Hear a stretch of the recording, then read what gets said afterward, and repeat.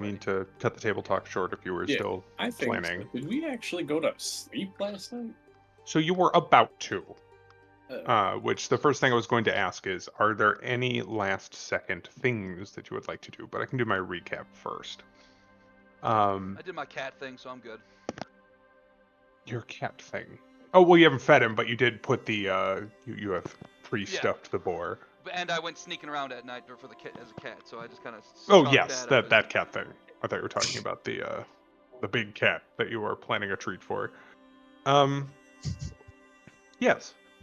So, you made your way back to Valaki and managed to get a decent read on the situation. There were many conversations had about the current political climate. I'm not in voice and video, that's my mistake. As well as some updates on a few additional angles you think you might be able to exploit. It seems that there are some guards that are not particularly in full agreement with this over the top, what is a fiend? yeah. You didn't have to stop for me though. Keep going. That was just there for Uh, later. ah, with some over the top police state things that the Baron has enacted, and it seems as though there's a chance you might be able to bend their ear and perhaps have a few friendly faces when the time comes necessary. You also had discussed a little bit about what you might want to do to perhaps manipulate this group of close followers that Lady Wachter has, or even just sort of spy on them to get a better idea of what's going on. Um, Additionally, um, you have that finished forged document and the poisoned wine, which have been hidden away by the Martikov family. Although at the moment, Danica's a little bit on edge when it comes to you guys, given some pressing about a family secret they might have. She didn't seem particularly willing to outwardly say anything, but shall we say there were many discussions about lycanthropy and its multiple forms, as well as why there may be so many crows you keep running into. Um, Also, on a generally just positive note, it would seem, Ervir and Narlug put their heads together, and with some minor miracle working, seem to have fixed the most pressing of the issues that were affecting Borden Barrows, Bev's dad. Though when you were removing the lesser curses, the ones that seem to be keeping him permanently exhausted and in a state of, well, I guess you could say, constant bordering on the edge of sleep, uh, there's a mysterious shadow that seems to have attached itself to him. One that does not appear to follow the normal rules, moves against the light, and perhaps threatened to harm him if you attempted to remove it, although its disposition was truly unclear. It did respond when you insisted you had no attempt in mind to get rid of it, and it did back away, but uh, you were not entirely certain what it intended, Ervir. If it is bound to him, why would it harm him if it's in need of an anchor point as a curse? Um, and the whole thing, I think, probably left you feeling good as you've finally perhaps managed to make another hale and hearty ally, knowing that he seems to be an ex-adventurer of some sort. But also perhaps a bit puzzled as you and Narlug leave the room, which brings us to the late hours of the evening here at the Blue Water, where it seems pretty much all of the patrons have gone to sleep, as well as the Martikov family. Though you note Erwin sits in the front window downstairs, the curtains mostly drawn, with a crossbow on his lap. Keeping watch, it would seem. Is there anything that any of you would like to do in these final hours of this evening? After, again, you've done your scouting and learned a little bit about these guards. You've learned, I should clarify again, they seem to have just about doubled their patrol volume and also are moving in teams of 3, not teams of 2. But yes, you've scouted the guards, you've hidden away your incriminating evidence, you've resolved some issues with Borden, and you kind of have a plan, but is there any final act this evening before we move to the next on? Uh, There you go. Earlier would talk to one of the Marnikovs, whoever's up and around. Obviously, at least Erwood has a crossbow. If Danica's Mhm. still serving, probably Danica. Fair. It seems that all of the patrons have fallen asleep at this point, but Danica could be found downstairs if you're looking for her. She'd be back in the kitchen, kind of tidying up at the end of the night. And he would ask her that if Ervier and maybe Irina are gone before Borden wakes up, Mm-hmm. let him know that most of his afflictions have been taken care of, but do not exert himself more than necessary Okay. until the two of them can have a chat about the lingering. Fair enough. It may The not two of be them immediately being you and life-threatening, but him, or yes. okay, I see. Uh, Um, Not and that it yeah, needs to be a secret, other people could be there, but really it's like, all right. sure. You just want to Narlog make and sure Ervier since know she's what been we overseeing saw. his care. Yeah. Yeah. Okay. We'd probably explain it a little bit to Danica and just give like a I really don't know. Hopefully he can tell us something. Mm-hmm. And as you come into the kitchen, she's definitely got a bit of like a slightly wary air to her still. But she listens, and as you're kind of explaining, she nods along. Um, while we have no real idea what I think you're referring to might be caused by, in our attempts to treat him initially, there was some, shall we say, resistance. When we first brought him in, attempted to get him to bed, treat his wounds, it seemed any time we got close that, well, whatever it is that seems to inhabit his shadow, got rather defensive. Um, and she would pull up her sleeve quite a ways, and you notice kind of like just above her elbow, there are 3 long scratch marks. Um, you get the feeling that like this was a much worse wound that has since healed, but After her also demonstration, if she has scratch marks, we know what right, it means.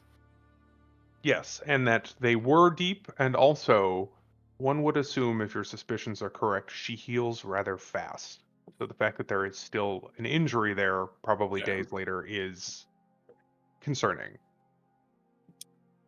Um, the strangest thing about it, though, is once we had dressed his wounds, once we had, well, we don't have quite the alchemical know-how that some in the outside world might, but once we had offered what weak healing tinctures we could, uh, the entity seemed to settle, and it has not lashed out at us since. Similarly, it did not lash out at Narlag or I, but it did threaten Borden himself. At least it seemed to appear to be threatening to harm him. Or, now that I'm thinking about it, if I'm considering all options, I would guess more likely a threat, or it was a message. If you do this, you are the consequences of that through no fault of my own. Perhaps. Then Unlikely, you see, but not she impossible. thinks, So I hmm, did explain to it whatever good I thought that was going to do. That I would be removing his other ailments. I would not seek to displace the shadowy creature. And after that, it seemed to settle down and let us work. curious. Behaved Well, itself like a dog. and that seems to, like, even that last phrasing, but say, behaved itself like a dog, she thinks. Is it? Hmm.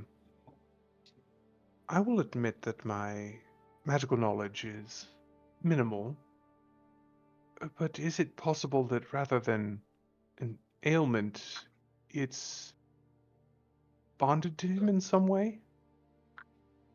If it listened to reason, listened to commands, perhaps? Who's to say? Hopefully he can enlighten us tomorrow. She Maybe nods. it's not as big of an issue as I'm afraid of. All I will But say we've all is... seen it, so he'll have to spill the beans. Mm-hmm. And at that, there's a... She nods, but there's like that double meaning, there that It like... wasn't really intended that way. I but know, yeah. but he still draws the connection immediately, like, Well, yes, we'll question him about it once he wakes. I will add one final data point, I suppose. That, again, after that initial outburst, one might call it, we saw no signs of hostile activity for, perhaps 2 days nearly. And we decided we would allow him up and about the building. We made sure there was no chance of harm to bystanders before releasing him into the tavern, of course. But we have not seen anything since. So whatever this is seems to have been dormant for, she kind of counts, 6 or 7 days now. Who knows what'll happen once he gets a full night's sleep for once. She nods. We'll see. Anyway, it was kind of you to assist him. I know you were nothing but passing acquaintances, but I'm sure he will appreciate it, and I do as well. And she would offer you kind of like a knowing nod, like, I understand it's out of altruism, but, I'll truly thank you appreciate that regardless. more than you know right now. As the events of tomorrow begin to weigh heavy, I've been reflecting on what I originally had set out to do when I took my pilgrimage and swore myself to Kellenvor's service. And it was not to play Machiavellian politics. It was to just help people and soothe their passing into the afterlife. She nods. Well, It's a lot for me. all I'll say, and she looks up at you, and she's got that kind of sharper look in her eye that you saw when she fully dropped the mask, although she maintains the overall smiling innkeep, posture. Sometimes the passing of certain people makes way for the joy of others. It's important to remember that as well. It's something I keep in mind. I'm not nearly as strong or wise enough as my lord to keep a true neutral stance and treat everybody equally. Unfortunately, I am still mortal, but I dread the day that I'm starting to weigh lives against each other. She nods. It is a heavy burden to bear, and one that I do not envy. The well, the balance here is much simpler than in the wider world beyond the fog. I'm But aware that if it's not us, it likely won't be anybody, but that's not what these scales are supposed to balance. she nods. Well, then I will simply say, those of us here greatly appreciate you being willing to place your finger on the pan, at least this once. Do everything I can for as long as I can. But for now, I'm gonna go think about tomorrow a little bit and try to get an early sleep. She nods. Rest well. Thanks for your time. Have a good night. She offers you a little, half bow nod as you walk out of the kitchen. Sorry, Frank, I didn't expect that to take that long. No, you're good. I figured. I figured I'd seize the moment. I know you wanted it to be quick, but it seemed like an important character beat, potentially. And large reduce. Yep. My bad, I didn't mean to post it. Oh no, he's getting ready for nocturnal activities. What is a fiend, by the way? That's devils and demons, right? Correct. Infernal All right. creatures. It's like a I creature should Talking about type, test like it. like a dragon. protect evil and good. Yeah, I believe both So devils and demons are fiend. I was looking at protect evil and good and thinking, okay, if I can track that dumbass imp. It says where it is though, but does not give me sight of it if it is invisible. So I did not know if that would still invoke see. disadvantage.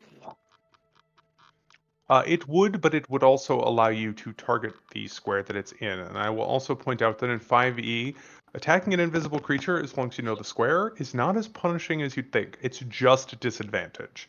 It's not the 25% hit chance and then hit the AC. It's just roll with disadvantage. If you hit, you hit. Yeah, I could swing at it with my non-magical sword, Mhm. but Sacred Flame requires a target I can see. That is correct. Maybe I don't bother.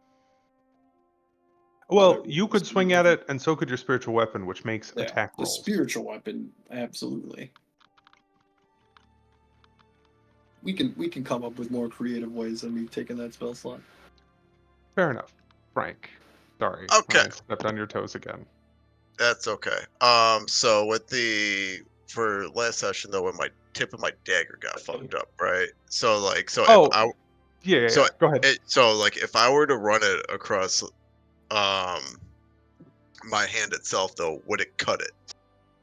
It's still like sharp-ish. Think about like, a kitchen knife gets dull over time and eventually it kind of Okay. becomes like, So harder to use. I'm I not didn't saying it's know. ruined. You have with you whetstones and stuff that you could fix that in Okay. 5 minutes of care. I can amend it if you want. Yeah, or that. No, no. I Well, was just I trying to actually, go ahead. You I, want to I, keep it blunt. I wanted it to like not. I wanted to like fake, like when I'm like talking to the cult though, like I wanted to like fake cut my hand, Okay. But not draw blood? but not draw blood. Okay, I think especially as someone as skilled in sleight of hand as you are, you can easily use that same equipment that you would use to sharpen it to dull a portion of the blade that only you would know where it is. So, a dagger is not a perfect point. It's cut kind of rounded. You could Yeah, take one of those sides and like dull one edge and not the other. So if you still need to use it as a weapon, it'll work. But if you want to pull a sleight of hand, look how immortal and immaculate of a yeah. demon I am. Yes, if you want to prepare that, I think that's not even something that I would expect you to roll for. That's just you are intentionally poorly, maintaining one section of it so it's safe for you and you know where that dull spot is. Okay, because yeah, that was one of the ideas that Mhm. I had going with I think that's dealing got with great it. flavor. That's cool. I love when Okay. PCs come up with neat ideas. That's pretty much like my main question though, and Sure. trying to figure out like what exactly how we're going to go about if I'm going to just like infiltrate or if we're just going to like just go in and just go for the kill tomorrow. So is that to start blast? Right. You know what? In fact, I'm going to try and start doing this more, but I will remind you they go away at the end of the session. Brawlmere, for that clever and in-character idea, take a point of inspiration. You can spend it whenever you want this session to just have advantage on a d20 roll. Ervir, also, same thing. Seeking out and making sure that your charge was properly cared for and that nothing disastrous happened from letting this thing run wild in the inn, also take a point of inspiration. And of course, Ayakobachi and Narlug, I'm likely to give you them as well, as long as you are acting in character and whatnot. I just think this is a tense situation where it would be good for all of you to have an advantage roll in your pockets. Um, yeah, our intention is tomorrow's still prep work, right? We're not Yeah, I think we're going to still doing like enact a plan. Right. Yeah, I'm trying to figure out some info to figure out the master plan. Yeah, But still, which you'd hate to flub a deception roll or something at yeah, this point. I think Yeah, I would definitely like to have an inspiration roll I just think to have someone had one. mentioned going blasting right away, but I That's think the tomorrow plan already. right now is to prep and then use the execution to stage our coup. I mean, what we could do is because I have this. If we're gonna like go a blazing though, I could open a window and then a True. fireball can go through that window. Mm-hmm. So if worse comes to worse, though, we could just Narla can nuke them. As is tradition. It's funny. I always Narlock's forget favorite about victim. that ability to open or close doors at 30-foot range as long as they're unlocked. Because who really thinks to lock the second floor? You know? Right. Yeah.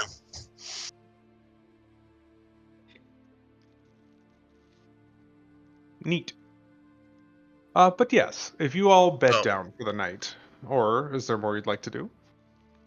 No. I mainly just had questions about that kind of stuff, so Fair I was enough. trying to come up with a plan. But I don't know if it should do with the forging documents first, have that go through, and then And then give her wait. a day to sit on it. Mhm. Yeah, I mean, basically let her in on the plan. Say like, here's what we're gonna do. It's gonna be really close to the big festival thing, except hopefully less people die, and hopefully more of the guards are on Yeah. our side. However many we can get, if we can get more guards on our side than his side, hopefully the lesser amount will just be like, fuck that. Like, we're overwhelmed and you're saying this guy's working with Strahd? Hell no. Mm-hmm. Then Lady Wachter can enjoy her little power grab, and then we'll deal with her after. Yes. That sounds. And we'll probably have to good. put Ezek down too. I was just about to say that did Yeah, come fuck up that that guy. he seems to be the biggest obstacle in turning the guard is that they're all afraid of him, just like everybody else in town. Um, but yes, you all settle down for the evening, and the night passes largely uneventfully. Um, I think, however, uh, Narlug, Yeah. as you were drifting off to sleep, um, I'm sure you're familiar as a person with sleep paralysis and how sometimes, right as you're falling asleep or waking up, one sees strange things. You had a bit of an unusual experience this previous evening, and while you were present in the room for the dispelling that Ervir did, you were not quite as filled with holy energy as you were not the one working the spell. Um, as your eyes are closing for the last bit, you kind of pivot to look at the foot of the bed. You shift, you get comfortable, and standing there is that shadowy silhouette. Vertical, not reflected on anything, just at the foot of the bed. And as you drift off, you see the hand reach Yep. out Huh? and just touch your foot, and you lose yourself to sleep. And as you wake in the morning, the figure is gone, and you can't find any mark that it left. Hmm. But you do recall it looking down at you, those little sort of pale silver cinders that seem to reflect eyes looking down at you. Trippy, man. Wonder what that was. I'll try to look at my shadow, see if it's any different when I stand up. Interesting. As you actually pay attention to that, um, you do notice that every so often, I assume you're kind of moving your hands around. You're kind of looking at your silhouette, checking the shadow as it plays over things. There's a slight delay in your movements. And after not too long, things kind of snap back and seem to realign. And you're like, huh, that's Darla got a weird. new friend? I wonder. Are you going to mention it to anybody else, or are you just going to kind of investigate on your own? I'm gonna investigate on my own in due time. Fair enough. Maybe he's cool. Maybe he's a benefit. Could be. Or maybe he'll just kill Romir in the middle of heat of battle at one point. Surprise, bitch. Damn. Yakubatsu would just stretch and just be like, another gloomy, miserable morning in Valaki. How nice. Indeed. And as you check out the window, it is gloomy and miserable. But actually, It's not quite as bad as you'd think. Um, in fact, it's like almost a sunny day in patches, but like you can see around the city there's rain. You've noticed this before. There's that unusual bit where the city seems to have better weather than the surrounding environment. The wall seems to keep the worst of it away somehow. But yeah, it's chilly, but there's like patches of actual sunlight. Kind of interesting.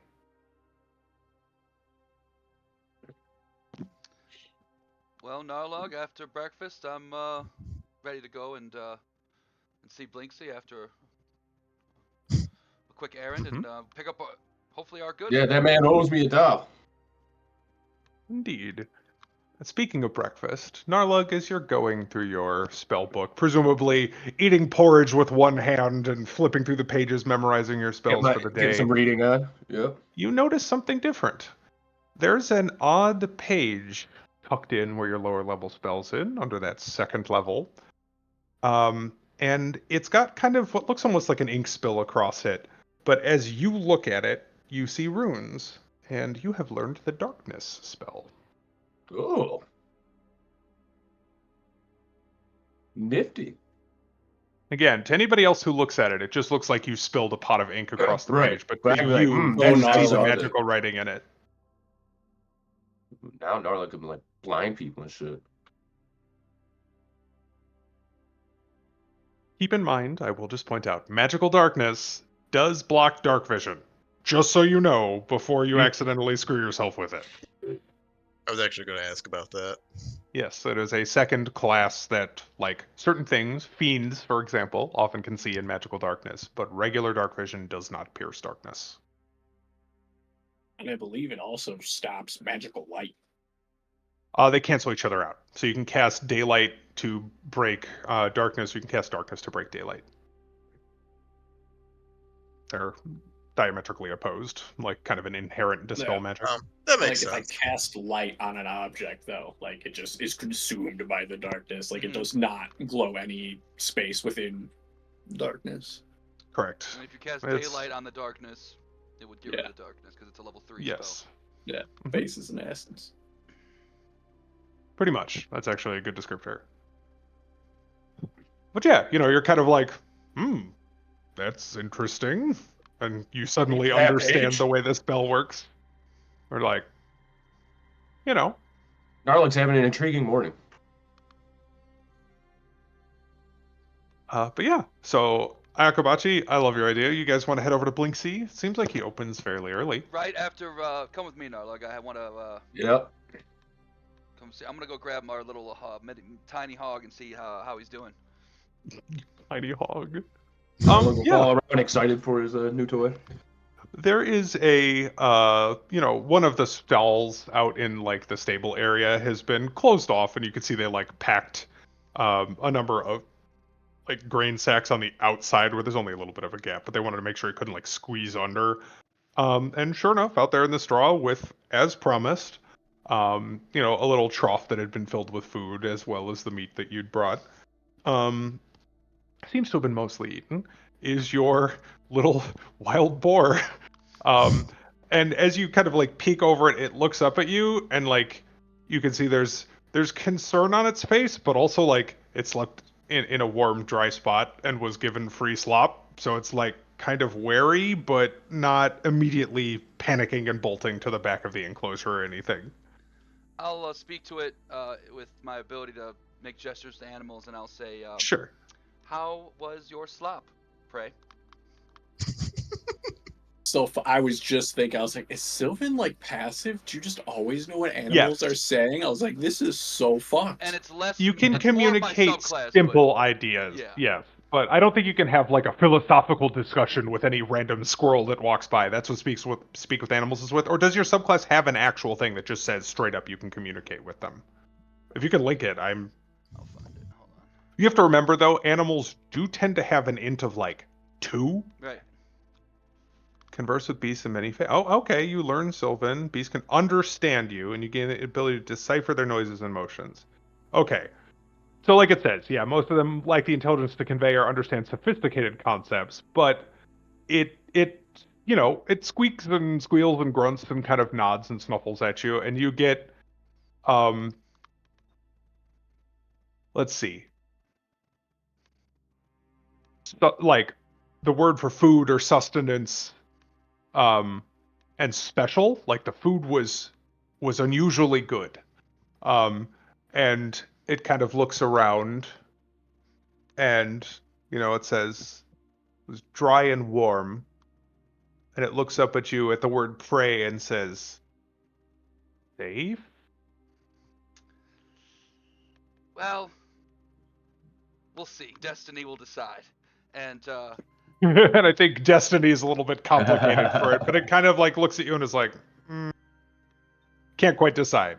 I don't know if there's any other animals in this pen, but I want to just be It's like, a horse, um, Drusilla, the one that pulled the wine cart. well,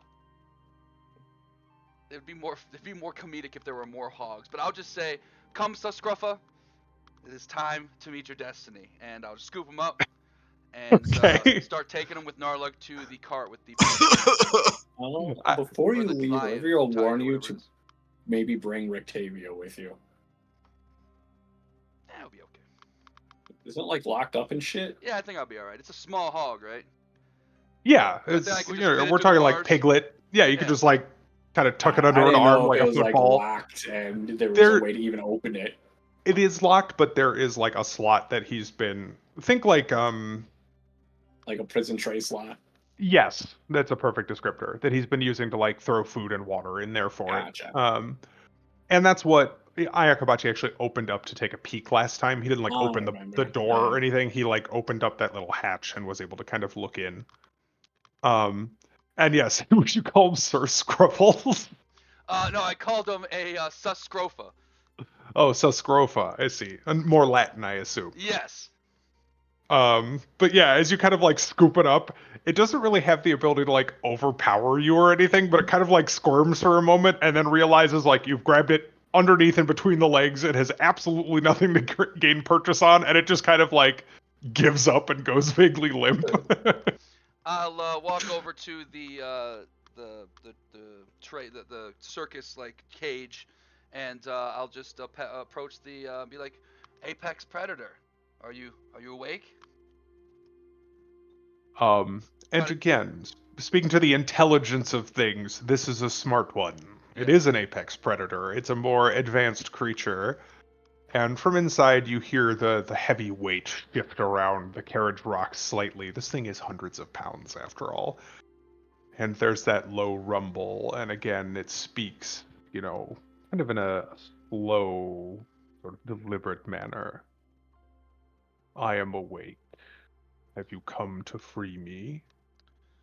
I feel your freedom will come very soon, but not at this hour.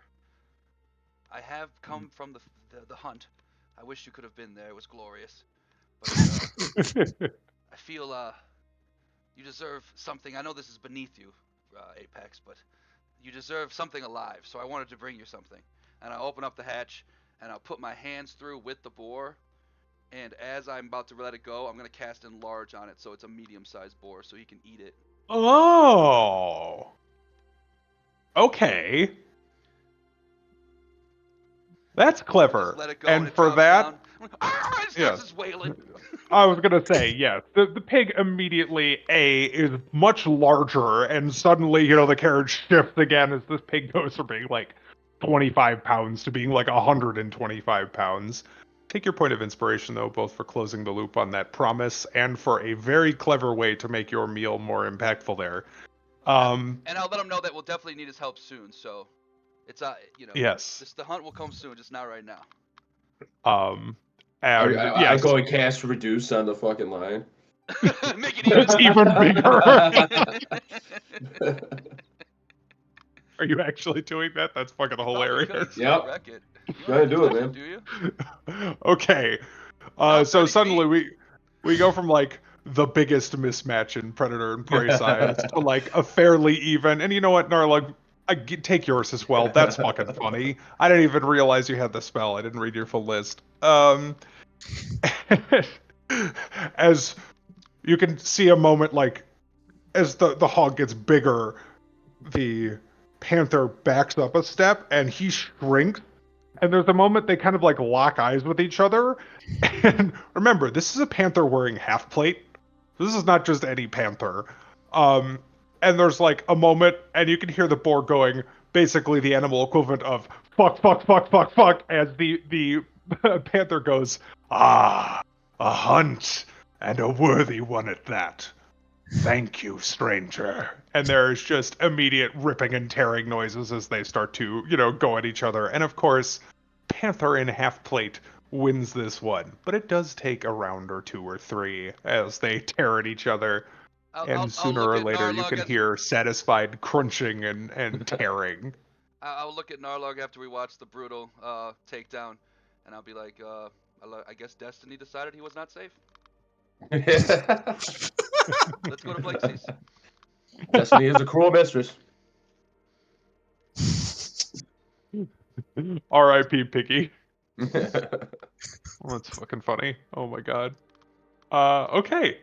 So you head back over to Blinksey's. Um, and you can see the exterior of this building has been a little bit scorched, but has not been particularly damaged. In fact, it was mentioned that Blinksey seemed to have led a decent amount of the, firefighting effort when the town caught blaze after some of the fireballs and whatnot that were thrown around. Um, and as you kind of push through the door and the bell tinkles, you can hear from the back of the shop the same, seemingly rehearsed greeting starts. Welcome, friends, to the House of Blinksey, where happiness and smiles can be bought at bargain prices. Oh, friends! As he kind of rounds the corner, and you see he's got Piccolo, the little monkey, on his shoulder. It is so fortuitous that you have returned. Ah, Blinksy just finished the work. One moment, and he dushed back into the back of the shop, and you hear him like rummaging and rustling as he's opening boxes and shifting stuff around. You can see that there are a few new things in stock here, um, seemingly at the similar like 9 copper to like a few silver. But seemingly inspiration was drawn from the events of the last few days. There is a marionette that is actually a trio of guards, and it's strung up so that they all walk together. One of them carrying a pike, one of them carrying a scroll, and the other one carrying a club. And they all have kind of like big, mean, doofy, comedic expressions on their faces. But yeah, they all march in lockstep as you move the marionette. Um, there is also a unfortunate, clear like corpse marionette that is dressed sort of like any of the Valachian peasants. But the way that it is strung up, yes, it's clearly like an odd dead thing, and it seems that the joints have been made so that they move in odd, kind of like herky-jerky motions, sort of like the animate objects that was cast on the corpses. But he rounds the corner again, and he has 2 little boxes for you. They're like wrapped in elaborate paper and have ribbons strung up, but you notice that they're actually designed to open without having to ruin any of that. They're just little like they look like a Christmas present or whatever, but they're cut so that they just open without ruining any of the presentation. A extra from Blinksy for nice storage, so the dolls do not break. And he hands one to each of you. And who wants to open theirs first? Gnarly's just gonna rip it open immediately. Okay, yeah, you like pop the lid off, and he has a big goofy smile on his face. You had asked for a puppet of Narlug with a big, big club, and in fact, it's a hand puppet. And you can see Blinksy going, kind of thinking, was not sure what kind of big, big club you asked, so took minor liberties. And you notice that there is, in fact, like, it's dressed in wizard robes, and it has a book in one hand and like a comically oversized big wooden club in the other, like yeah. the size of the rest of the doll. But you notice there's like a string with a loop on the back. And you pull it, and the front of the robe comes up with like a comedically oversized big club in between the legs as well. Hell yeah. This is the best gift Narlug's ever got. He's extremely thankful. And thanks, Blinksy. And This yeah, seems amazing. as you clearly smile, he claps, and there's almost like a childlike glee seeing that you like the toy, and oh, it always warms Blinksy's heart to see joy brought to those that he makes dolls for. Thank you for thanking me. Narlug's And immediately gonna be playing with it, swinging the club around. of course. And yeah, it's like a hand puppet. So like if you put the fingers in and like you can control the arms and whatnot, Right. and make the mouth move if you want. And yeah, it's a pretty good likeness of you. Like it's maybe like this tall. So like it's actually got like some detail and whatnot. But yeah, he just watches you and claps. And in fact, you see like Piccolo's just kind of like watching you, cocking his head back and forth. And Blinksy turns to you, Ayakobachi, expectantly. Yep, and I'll just open it gently and see Sure. what's inside. And he kind of like sort of scratches he has a little bit of stubble, but like not really a beard. But he goes, Blinksy had small bit of trouble sourcing fur, but I want you to know I risk life and limb to get this fur for you. I hope it is good effect. And in fact, you do see, you had requested a lion puppet with red fur on the face, a black body, with fur, and with the mane and eyes as black as night. And while it might not be quite the image of your god that you have in your mind, it is as close as that description you could get. It's, rather than being like a hand puppet in that sense, like where your hand goes up and inside, it more rests like along the top of your hand, and by kind of manipulating the fingers you can make it look as though it's prowling like a actual predator would. And sure enough, as you pick it up, you recognize that the black fur somehow seems to have probably been stolen from that panther and then glued and tacked tiny tufts at a time to bits of leather to make this proper sleek body. And the red on the face you recognize because you're a druid and you know all of your taxonomy very well. Seems to be from local, like a squirrel that he's dyed a deeper red, but it has that like rich chestnut red color and then even more red dyed to give you the blood red. And the eyes are teeny tiny flecks of some black gemstone that shine and glisten and give you that real deep black. I'll look at it and he gives it some sniffs and like he even kind of like licks some of the fur. He's like, oh, you got this from the apex predator. Very impressive. Well, the likeness is uncanny. Thank you.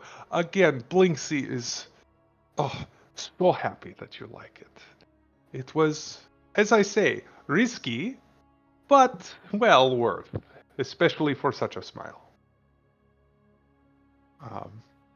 And yeah, he just, as again, you're playing with it, I think Piccolo would probably hop over to your shoulder, Narlug, and kind of like look down your arm at where you're playing with a puppet. And Blinksy will like slip you a pistachio if you wanted to feed it to him. But Here you go, little buddy. And Narlug will throw it right in his mouth for him. and he catches it and cracks it open. Surprised Narlock didn't think it was for him. Right? Narlug still wants that meat pie. Uses the big hammer as a nutcracker. Right. But yes, you have both received your Blinksy's toys. Go ahead and you can add them to your inventory however you'd like to label them. But functionally, they weigh like half a pound or whatever. You don't need to worry about tracking the weight. And they do come both with an elaborate gift box that's made to keep them safe. So they don't get crushed or anything in your backpack.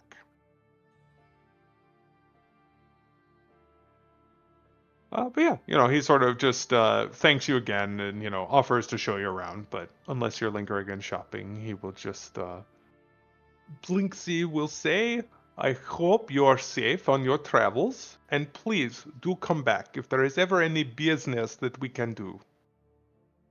And Piccolo will hop back over to his shoulder as you go out the door. And even the monkey offers you like a little goofy wave.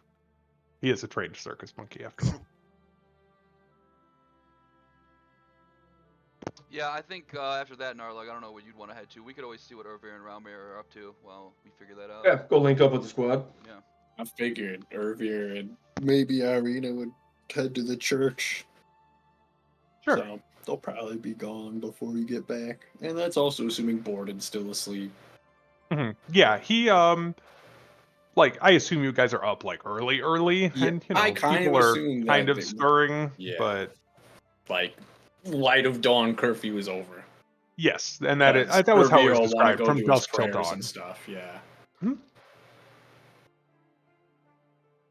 Okay. As you head over to the church, Irina will accompany you. Relmir, are you hanging back at the inn for now? Yeah, probably. Okay. Just keep a low profile for right now. Irvir will probably tell you too that like today's kind of on everyone else. Like this is not Irvir's forte. Like he can kind of keep some ears open. But maybe overhearing something at the church is probably the best way he's gonna be able to help. Yeah.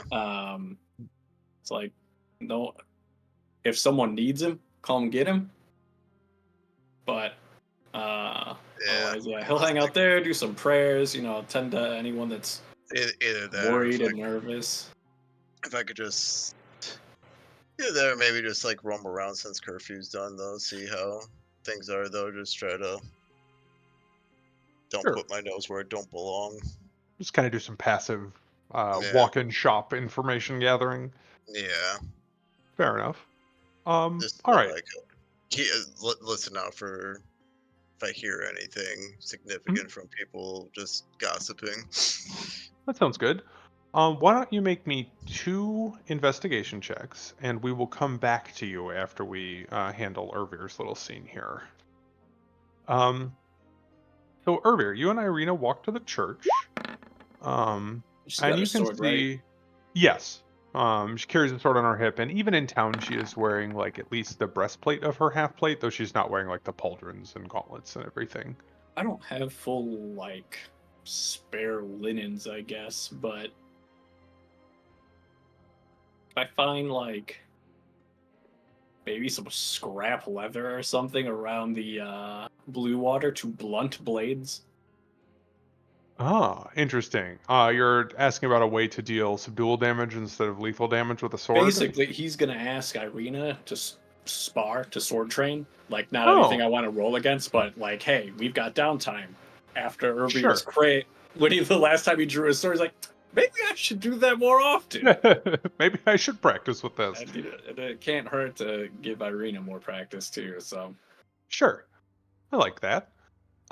Yeah, I think that in fact she might even have such a thing, and particularly if you ask at the like while you're still around the inn, Rictavio does, so he can loan you a set to use with her.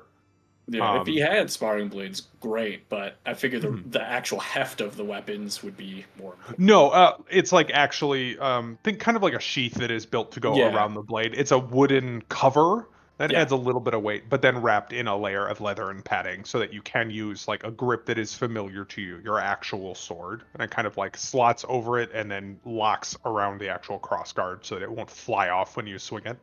right. Um, and yeah, you'll notice like a little bit of like I wouldn't call it extra awkwardness, but just like it takes you a moment to kind of get used to it once you get into the swing of it. But she's happy to, certainly, if you wish to work on your swordsmanship.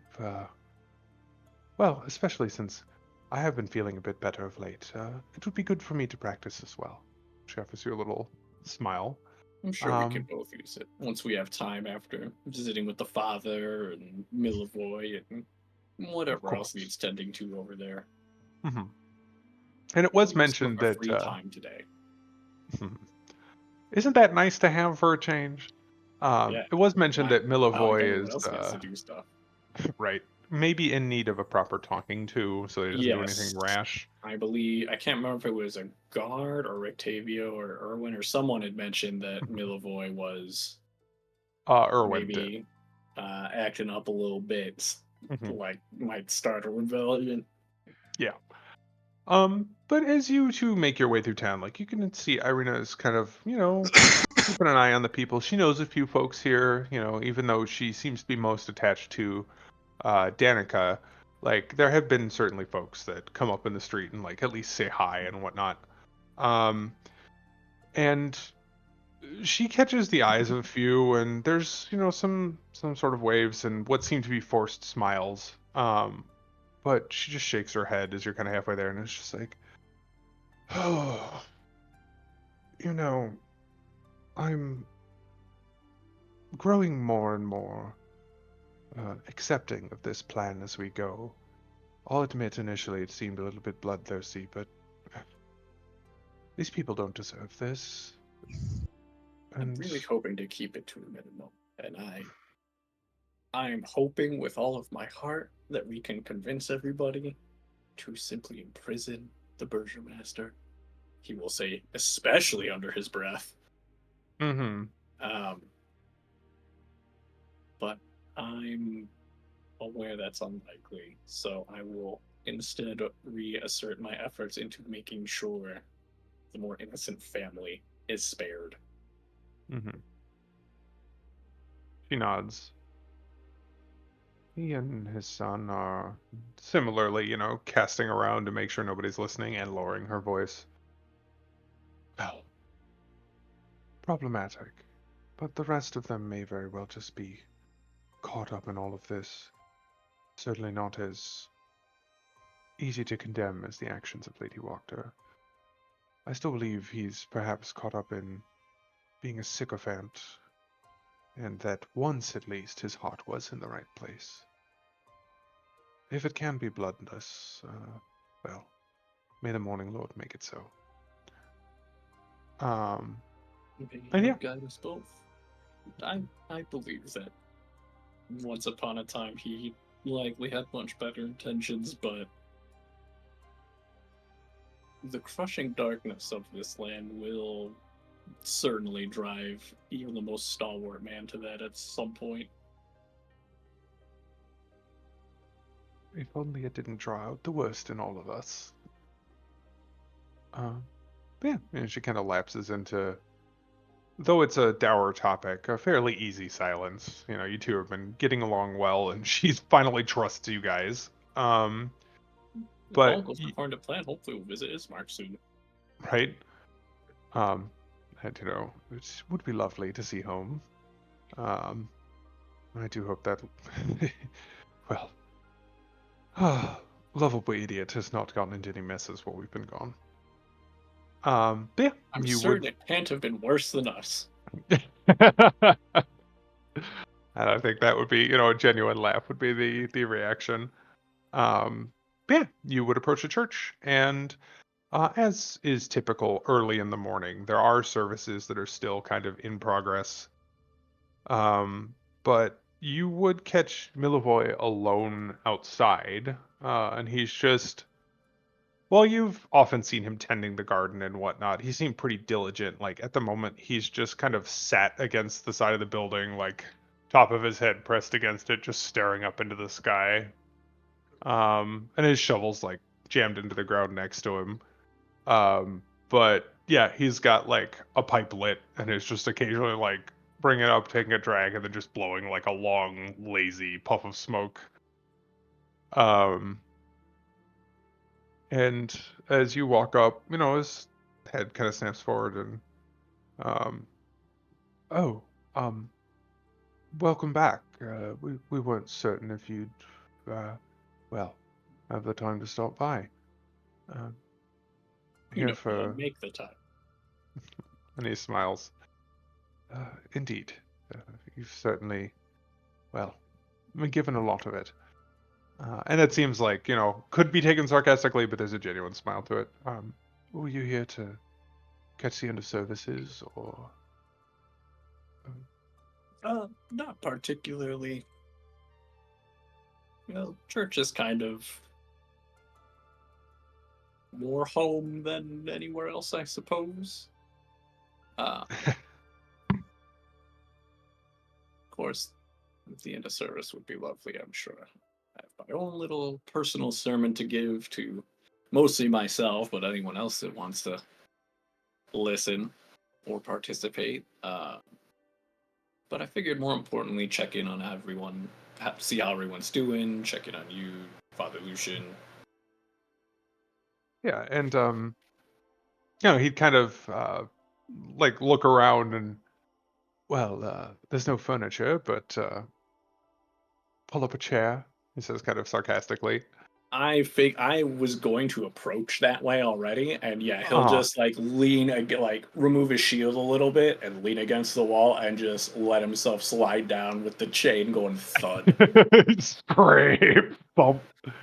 Not really. You've got your actual like outer robe over and everything.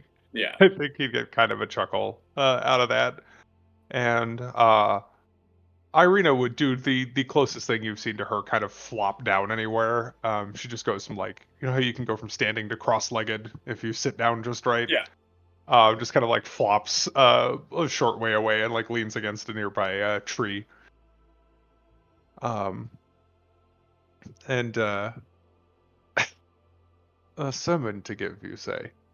Uh, well, we have no shortage of those here, but as much as Father Lucian is an excellent orator, well, I think I've got them all memorized by now. So a fresh one would not be unwelcome. You are certainly more than invited to listen along. I figured there probably wouldn't be much interest in these lands for a deity that no one's ever heard of. But what could it hurt? I hadn't heard of the Morning Lord before I got here. Although there is one very similar where I'm from. Hmm. Lord of the Sun and all too. Uh, and, he does kind of look up and squint through the clouds at like the kind of, you know, limited amount of sun that you can see directly. But there is like a gap where there's just a sliver where you can definitely make out like the curve of the sun. Well, something tells me that just about every land's got one of those. Well, as long as they have one of those, anyway. Says and points at it. Um, Does beg a lot of questions as to where exactly I am.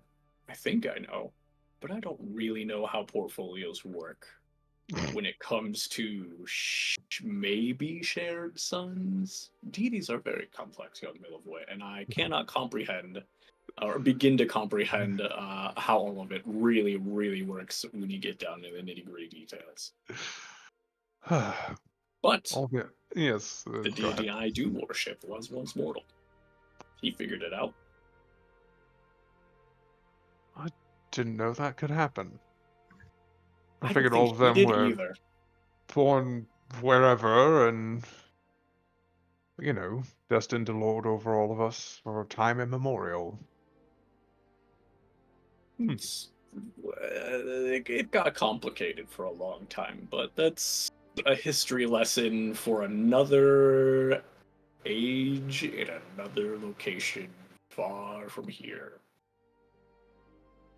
He Perhaps would one day just, when this is you know, all over, I can tell you all about it. uh, I'll hold you to that.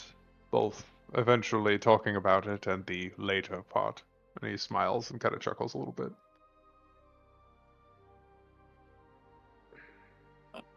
On that note, I did hear a little rumor that you might have been acting up a little bit, caught the guard's eye. And he kind of fidgets a little bit and he does take Before you get another. too awkward, I know your heart's in the right place, but be careful.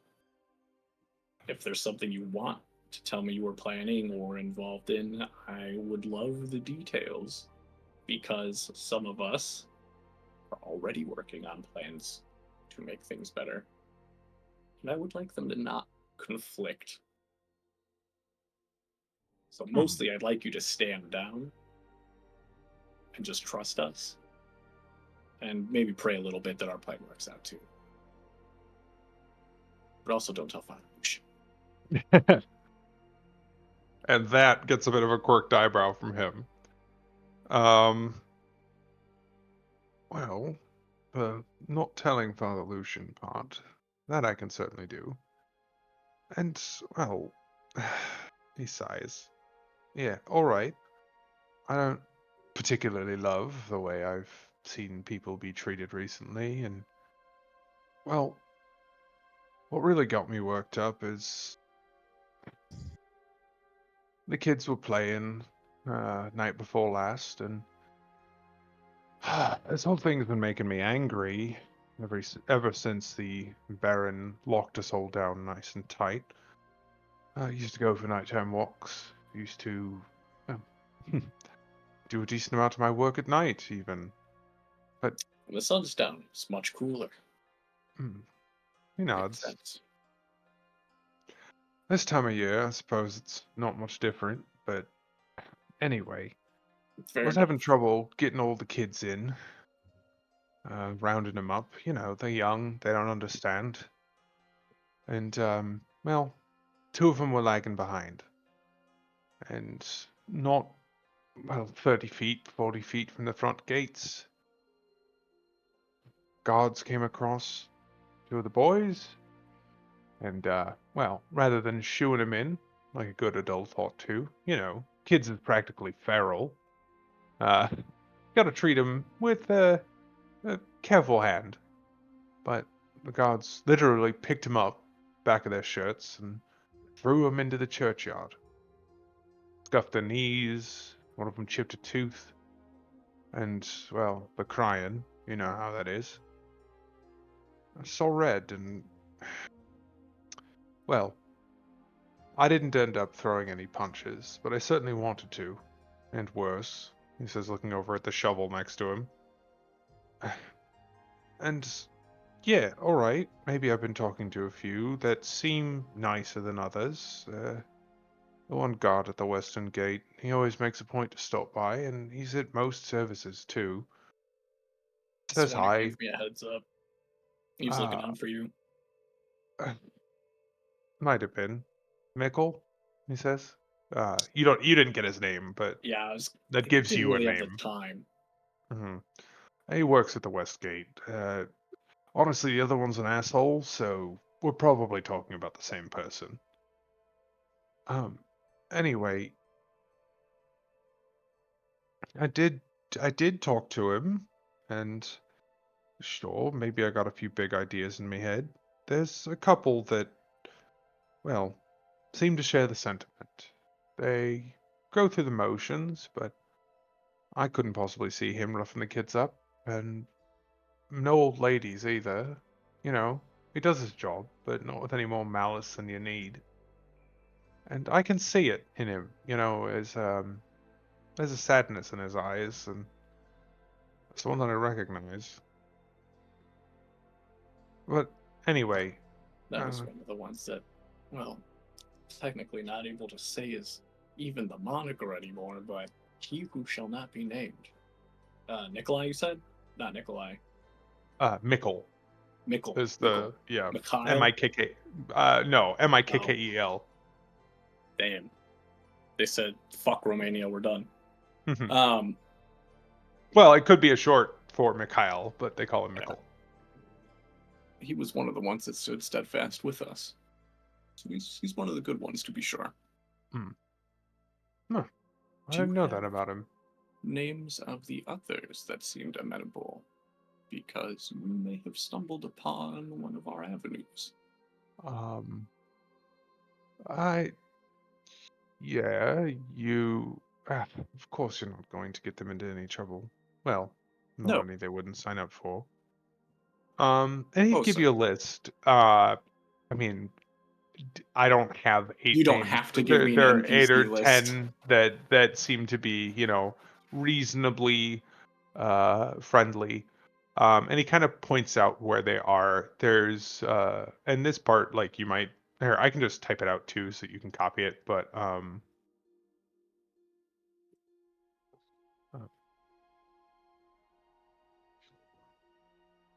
uh,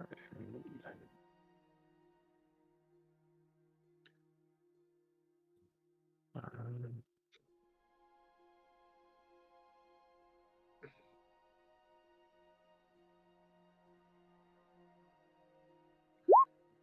So that's kind of the spread of the ones that he knows. And he would make a point to mention, yeah, they're sort of scattered around town, but the two that tend to guard the stocks. Um, well, at first I thought that might make them extra bad, but then I realized that they do slip the folk an occasional bit of food and drink when they can. Smart of them to take a position where they have a little bit more agency. He nods. I'm sure none of the other guards want to just stand around all day. And if I were conspiring, those two seem like they might be easy to talk to because, well, there's not often anybody else really stationed over there. Like you said, they stand there all day. Patrols don't often run through.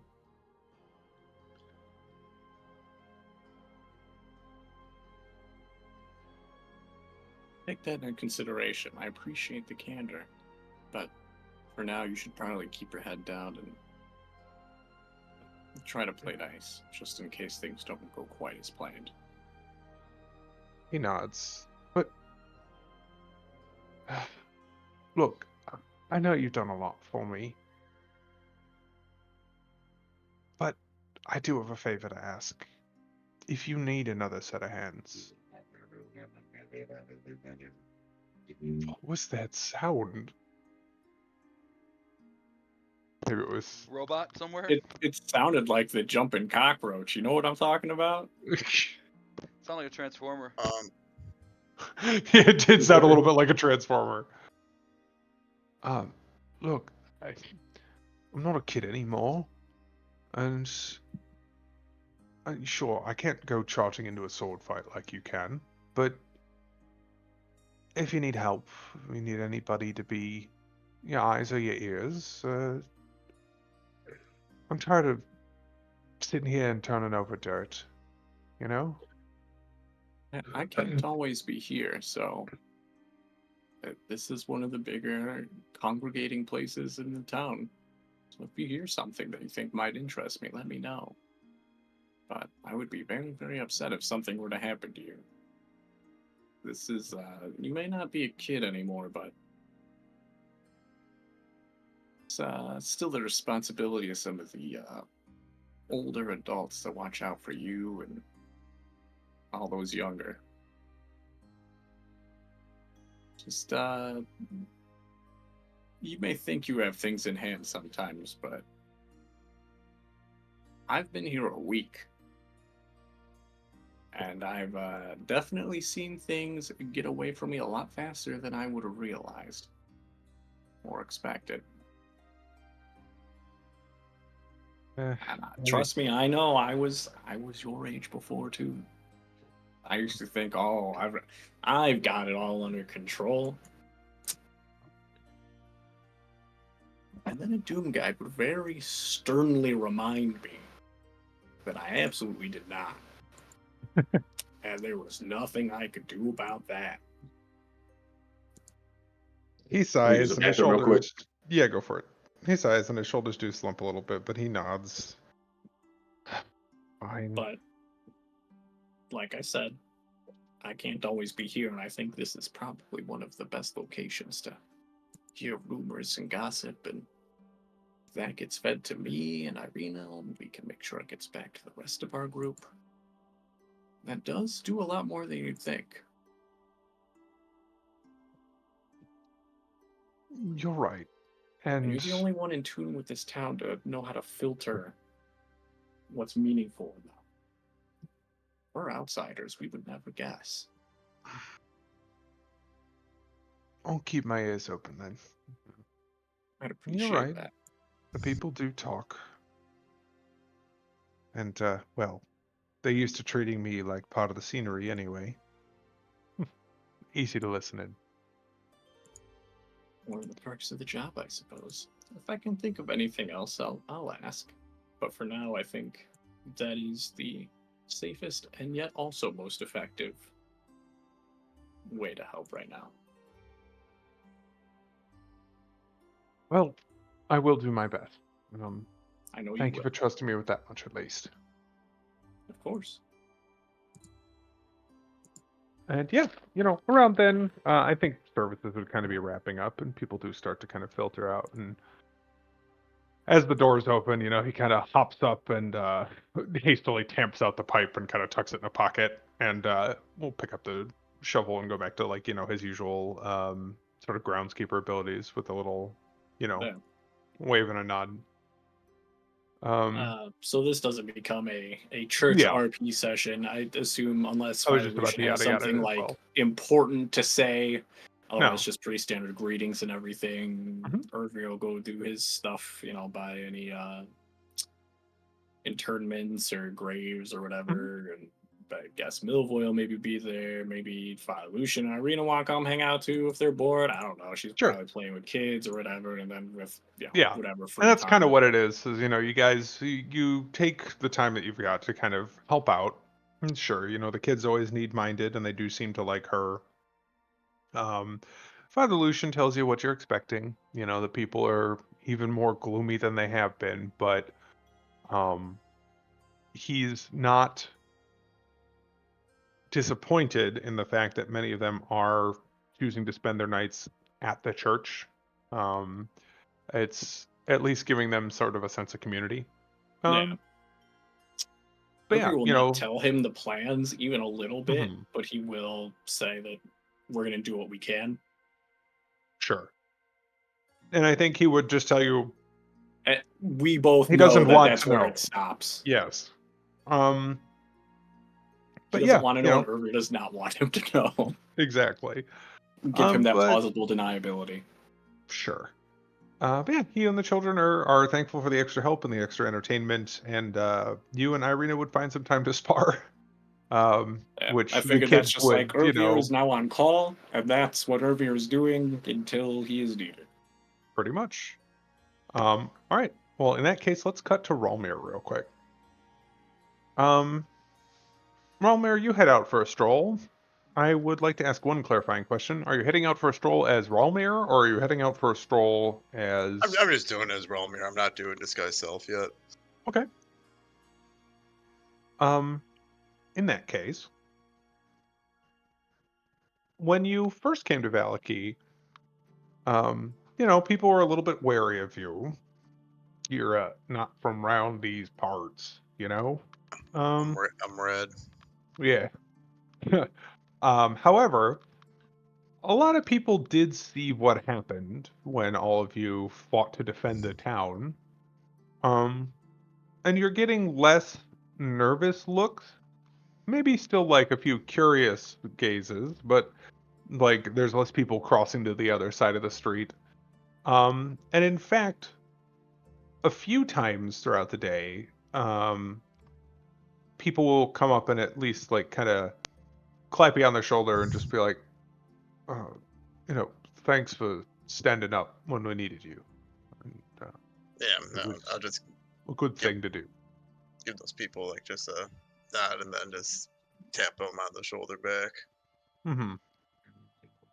And yeah, just kind of like, a quick handshake or a, pat on the shoulder and Yeah, like move on. Nobody really is like trying to stop whatever you're up to, but just kind of like you do notice a few people seem thankful. Um, and the first investigation roll there, as you are walking down the street,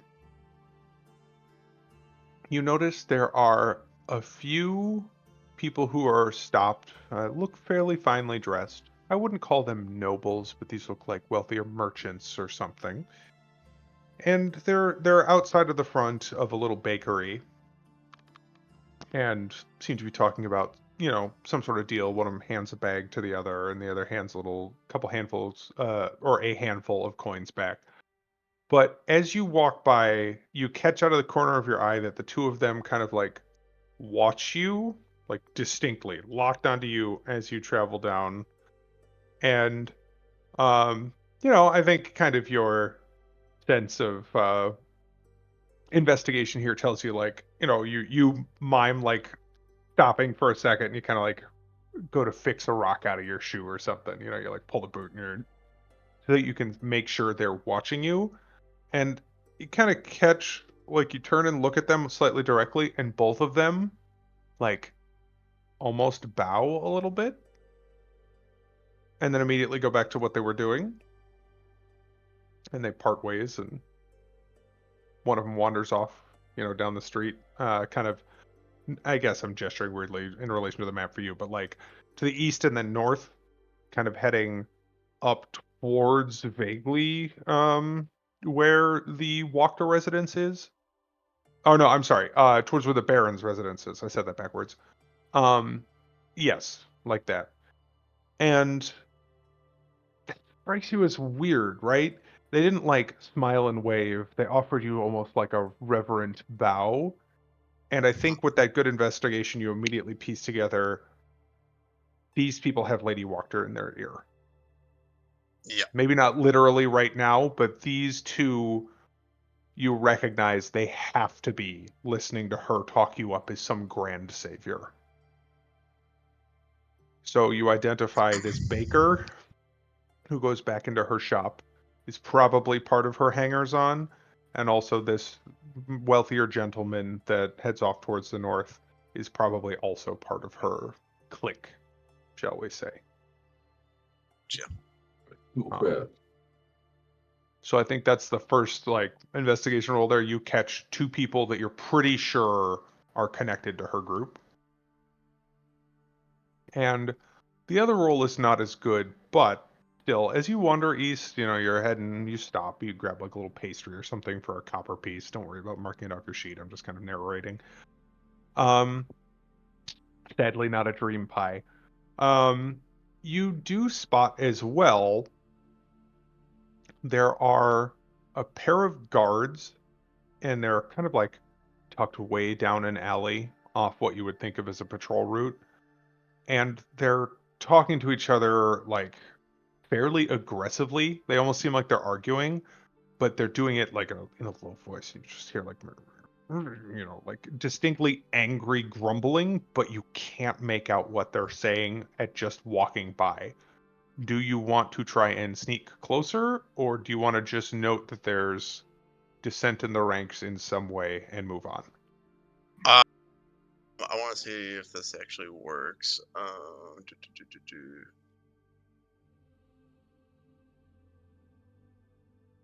What's the range on detect thoughts? Oh, 30 feet, I believe. I'm gonna here's a paragraph. Yep, 30 feet. Okay, yeah. See what that.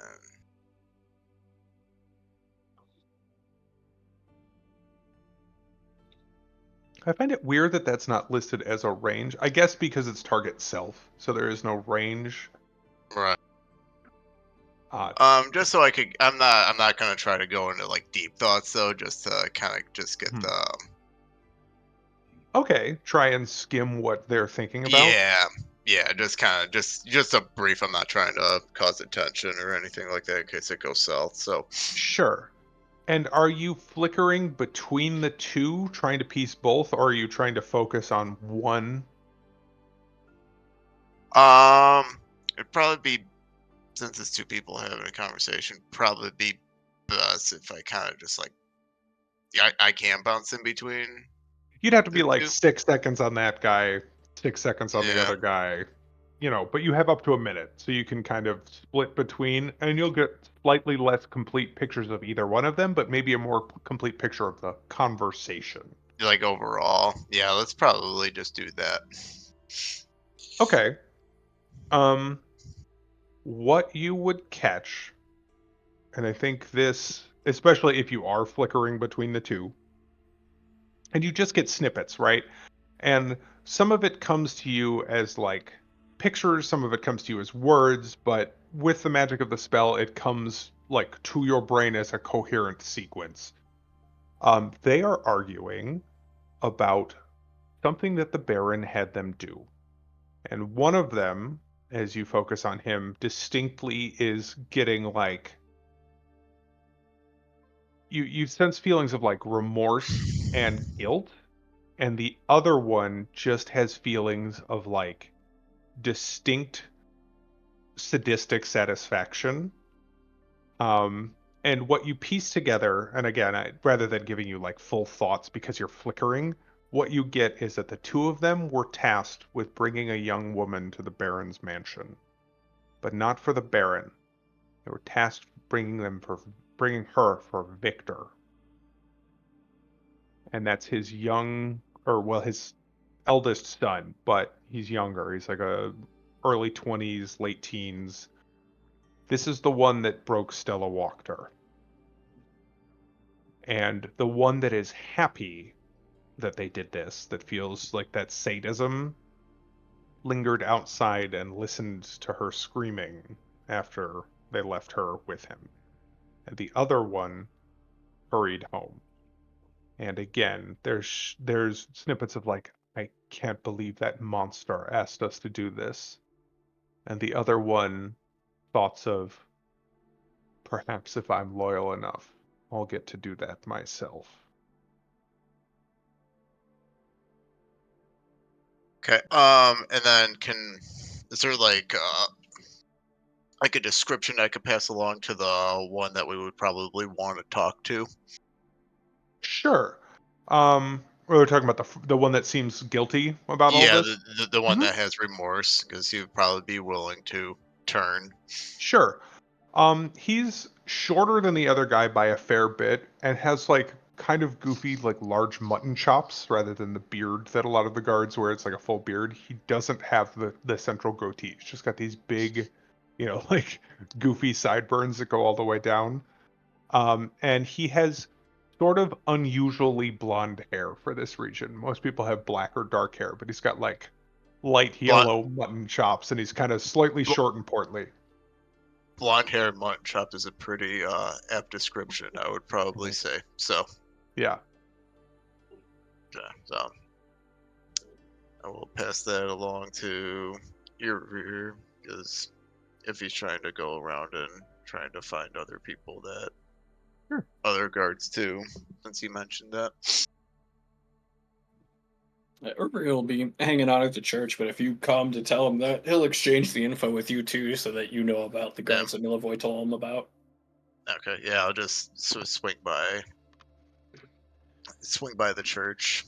They're not gonna look all weird if Infernal walks into the church, would they? No, No? Okay. I mean no more than usual. Okay, fair enough. Uh, yeah, so yeah, I'll just go and go up to your rear and just pass that information along though.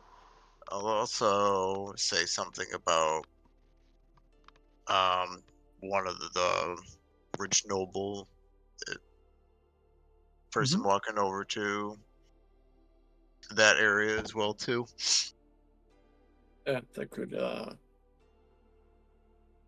be a good into the living quarters of the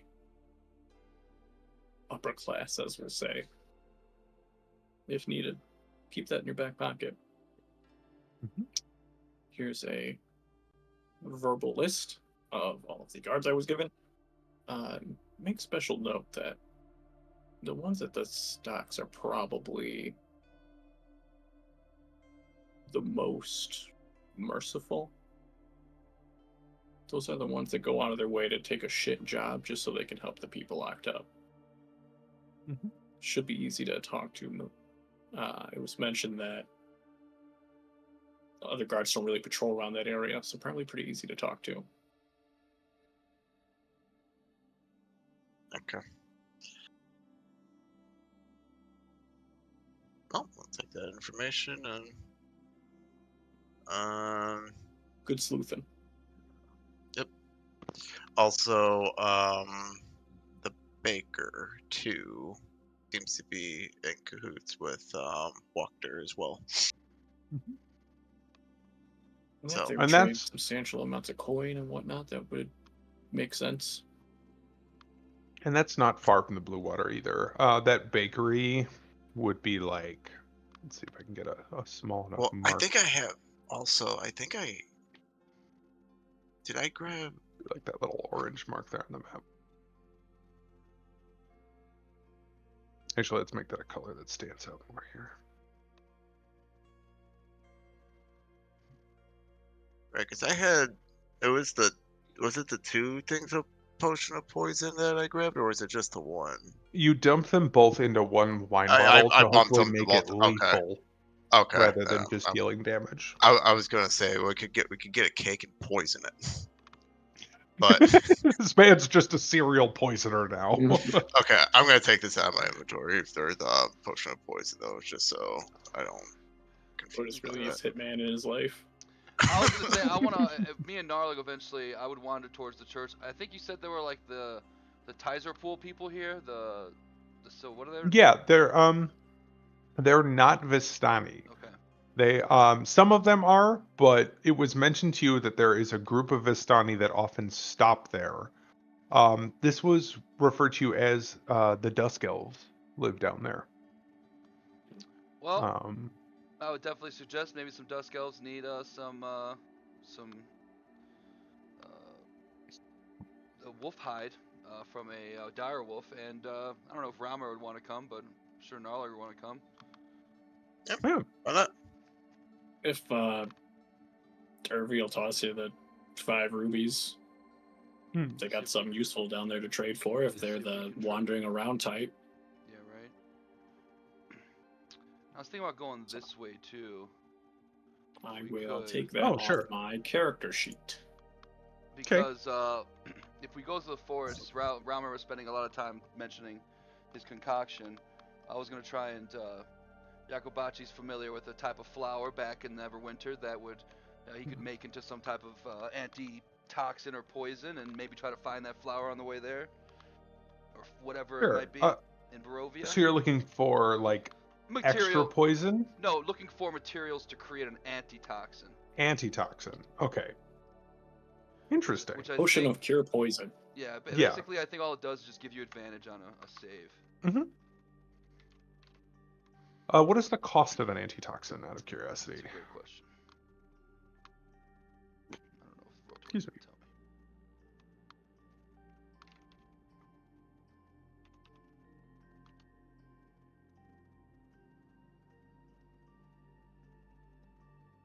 Potion of antidote. 50 gold pieces? Okay. Probably not a whole lot more than a potion of healing. Yeah, That's I think double. that's Maybe take me a let's few see. days to make. But again, with some good gathering rolls and whatnot, I think you can cut that down. Why don't you give me uh, a survival roll to rummage for materials, and if someone wants to help him, you can do that with advantage. Are you cool with me using my herbalism kit? Yeah, yeah. If they're both the same roll anyway. Yeah, that's why I figured they're both wisdom and proficient. So So with advantage. Yeah, no, look, it looks like this. And I'll describe it to him. Help me look. sure, foxglove or something. 9. Oof. Hey. Oh man, you hate to see it, a 3 and a 1. I think you're able to find what you're looking for, while it may not be the exact same plant. Like we've talked about this. You're good with your taxonomy. You can go, that's definitely a relative of what I'm looking for. Like the leaf shape's the same, the flowers are a different color, but they all grow in the same way. And you pick up a bit up, and you like rub it between your fingers and smell it, taste it. You're like, yep, that's what I'm looking for. So you don't have to pay gold for the materials, but it will still take you time to craft. Does that make sense? To me, it makes sense that doesn't have any magical ingredients. Like a healing potion feels like it would be magical. An antitoxin feels like, I know it says potion of antidote. That feels like that's an herbal remedy to me. Or like alchemist fire kind of is magical, and like acid is just like Same acid. thing. Yeah, You know what I you mean? gotta get exactly. Comes from a thing. Yeah, you're not like having to source like 3 drops of manticore venom to make an acid. You just acid. You could probably also harvest it from like a slime or something if you needed to, or an ooze rather. But yeah, so you're at least able to gather the ingredients that you require for that. And it's not just those flowers, there's a couple little bits of moss or whatever that you need. You're able to grab it as you go. But the three of you head out the south gate of town, or the western south gate, which is one I don't think you passed through before. You notice that while this is guarded on the outside, there are no guards on the inside of this gate, and the path that leads here is not really a road so much as it is kind of just like a well-worn footpath that kind of killed the grass, but there's not like any paving or anything here. Um, of an interesting note to you, Mr. Professional Tracker, I think you'd notice there aren't that many deep footprints leading this way. Um, you, as an elf, leave particularly minor tracks. We're not talking Legolas literally not breaking through the surface of the snow, but like you're light on your feet. It's a trait of the races. Like they don't leave quite the same level of signs of passage. You get the feeling that most of the people that do leave this way are probably these elves, and they probably don't visit the town that often, because as soon as you get outside of the walls, that path almost disappears. You can only more just see like a slight thing that leads towards the woods. Um, the guards kind of give you an odd look, and Burn, careful with yourselves. It might be daylight hours, but the woods are hazardous regardless. But they don't stop you. And yeah, um, I'll you wind gladly your way lead through the the way. woods, do your gathering, and yes, you don't get lost. Saying there's a path, You're able to probably not pick too out bad. this. Yeah, and again, it's like it's a path, but it's like Like a it's a dirt little path. unclear, but enough that like you don't. There's no risk of you getting lost. And yeah, it's surprising. Here at the edge of the woods, you see slightly more normal flora and fauna. Like you even see an occasional rabbit or squirrel. Whereas like further from town, once you get into the thick of the woods, it seems to just be wolves, you know? Right. But while this camp that you are headed towards, or this little encampment, I should say, uh, is nestled in the woods, it is set upon a hill in a bit of a clearing. If I'm not mistaken, this didn't break last time. So as you come out of the woods, you can get kind of a decent view of it. The bottom is kind of what you would see as you emerge from the woods. There are a number of small cabins built on the side. So the woods part to reveal an expansive clearing, a small grass-covered hill with low houses built into its sides. Fog obscures the most of the details, but you can see that these buildings feature elegantly carved woodwork and have decorative lanterns hanging from their sculpted eaves. Atop the hill, above the fog, is a ring of barrel-topped wagons that surround a large tent with a column of smoke pouring out through a hole in the top. The tent is brightly lit from within, and even at this distance you can smell the odors of wine and horses that emanate from this central area. Looks like we've come to the right place. They look well traveled. Indeed.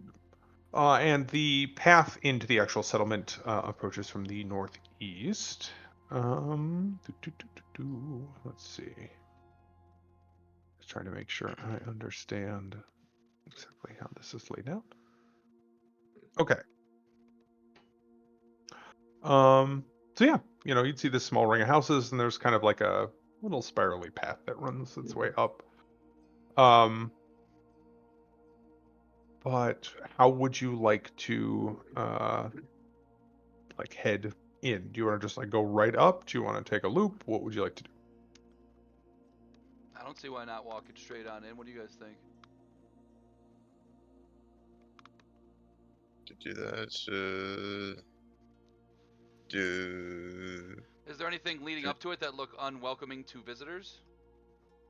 So you notice that each of the houses, like the actual wooden buildings, have a seemingly a guard standing in front of them. They wear gray cloaks that kind of blend fairly well with the fog, and all you can really see is like the lower half of their faces as like the hood covers like, kind of just right to the eye line. Um, but they're clearly standing, like each of them has their hands balanced on like an axe, that's kind of like standing in front of them, or like leaning on a staff or a spear, clearly protecting each of the individual houses. But if you approach close enough for them to like see you, they offer you a little bit of like a nod, like not an immediate shift to any sort of combat stance, but like a I see you, I know you see me. Um, and while they're not exactly waving you over, you get kind of the feel you get from the town guards in Valaki itself. Like if you want to talk to them, they will talk to you. Um, but no like immediate welcome friend, you know. What were you thinking, Ralmir? I was just saying if I should do like a perception check though, see if there's anything funny.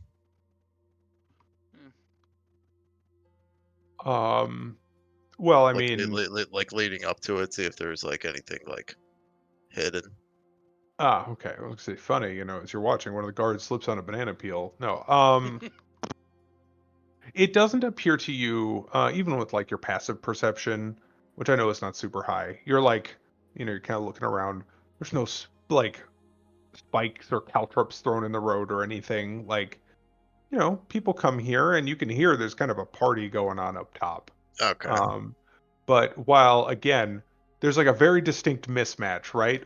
Like there's these slightly grim and serious looking guards around these buildings that don't really match with the vibe of the clearly Vistani encampment that is up on top of the hill, where you can hear like distant sound of someone playing like a lute or something and drinking songs and you know all of that. Um, but yeah, you get the feeling like people travel in and out of here all the time. This is not like Okay. a guarded Okay. road. Gotcha. Okay. Yeah, I guess we'll just walk on in. Sure.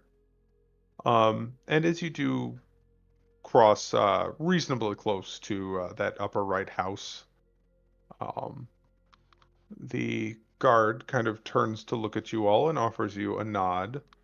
And now that you're closer, you can see there's a fairly pointed chin, no amount of facial hair at all, perfectly smooth skin, and very dark. When I say black skin, I mean like actually the color black, not dark brown.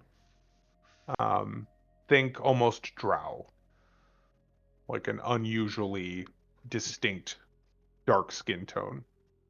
And you can see he kind of appraises the group.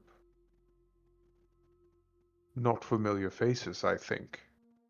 Are you here for trade?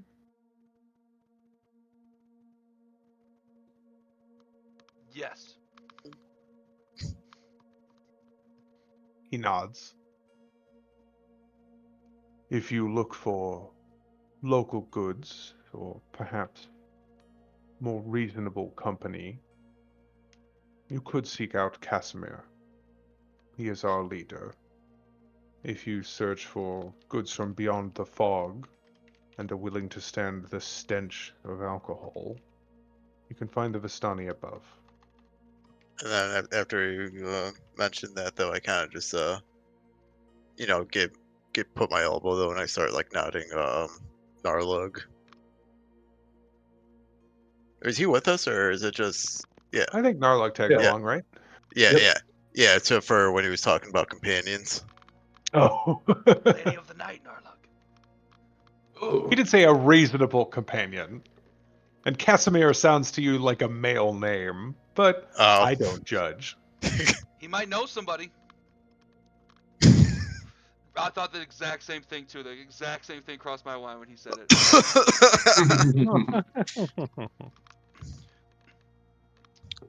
I'm sure the Vistani would pay for some hide and some gems. Do you want to go see them first, and then this Casimir individual, and see what he's got? Sure. No objections.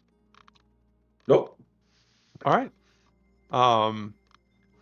Realmer, would So you mind doing a little? You're better at this than me. Would you mind bartering our goods? I can look tough in the back with Narlug. Yeah, I could do that. Fair enough. So what? We got The the. main things are the 6 gems, I think, worth, what are they, 50 or 25 apiece? 50? It is 5 gems worth 50 gold 5 apiece. gems, 5 50 worth each. 50. Yes. And then we have an okay hide from a dire wolf. Other than that, unless you guys have anything else you'd want to sell, those are the 2 things I was thinking about. And also maybe check out their wares, see what they got to offer. Maybe we could always work a deal or something. Put it on layaway. I mean, because I didn't use all the spool of wire, right, when I made those traps because I didn't have enough time, or is that how, I'm sorry. just Say again. I was reading. like when I had the when I was making those traps when we did that fight, I didn't get a chance to use all the spool of wire, right? No, yeah, you still have wire. Yeah, I mean we could sell some wire. Throw it in the Or you could hold door. on to it. Yeah, you could use it for a Yeah, future. Maybe they have better wire. A yeah, little that's true. trade. +1 wire of tripping. Yes. Other than that though, I don't really have anything too significant. I mean, I have my could try selling my old rapier. There you go. True. But yeah, as you guys are kind of like making your slow approach and you stop to talk to the guard, like, um, you do hear the music kind of like stop. Um, and as you are heading up, like you hear a yelp of pain after a whip crack. Um, and um, you wind your way up, and piled outside of the wagon, up at the top of the hill, are several empty casks of wine. From inside the tent comes the crack of a whip, followed by the howls of a young man. Um, you can see through the open entryway of the tent that 3 sputtering campfires fill the tent with smoke, and through the haze you see 6 Vistani in various states of drunkenness, sort of scattered about on the dead grass. But a barely conscious and shirtless teenage man hugs the central pole, his wrists bound with rope and his back streaked with blood. An older, larger man in studded leather armor lashes at the back of the young man with a horsewhip, causing him to scream again. Standing in the bigger man's shadow is a third man, also clad in studded leather. He reaches out and places his hand on the larger man's shoulder. "Easy, brother," he says, the whip-wielding brute. "I think Alexei has learned his lesson." And the other one kind of turns to sort of snarl something at him, but as he does, his face immediately changes from this like dark and angry expression to a much brighter and more welcoming one. And he coils the whip, tucks it in a loop on his belt, and sort of throws his hands out. "Welcome, welcome. Please, do come in."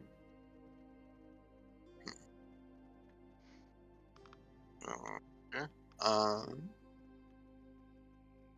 And while they are wearing studded leather, there's still like all the affectations of the Vistani. These guys have like kind of that odd, slight gray cast to their skin, but also they have like all sorts of bits and baubles like tied into their hair. And despite the studded leather, they wear like brightly colored scarves and bangles. And like even the leather is probably not black or brown, it's probably dyed in colors. Um, And yeah, they gesture you into the tent and pay no more mind to this man that they seem to have referred to as Alexei.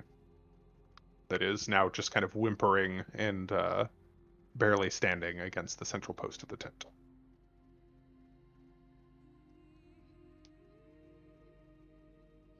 okay. I guess we just introduce ourselves. Fair enough. What brings you to our fine encampment? And you notice there's just the slightest hint of that Eastern European lilt, but they seem to speak much better common than most of the other Vistani you've interacted with. Gotcha. And the larger man, he'll give you his name in a moment. And then does Luvash also have? And this is the smaller gentleman. The smaller one's the guy with the smirk, and the bigger one's the one with the beard. No, the smaller one's the one with the beard and kind of a scowl. The bigger guy is the one with the big winning smirk and crazy eyebrows.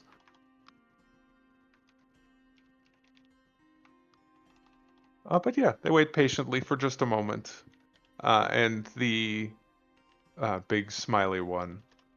Um, Please, no need to worry about Alexei here. He towed out of line, and you see when they're young, if you don't teach them with a firm hand, they grow up to be as useless as some of these louts. And he gestures at a few that are like passed out in the corner. Um, uh, I am known as Aragal, and his seemingly brother, now that you look at them closer, and I am Luvash. Uh, Surely by now you have met others, such as ourselves. Vistana, scattered about these lands.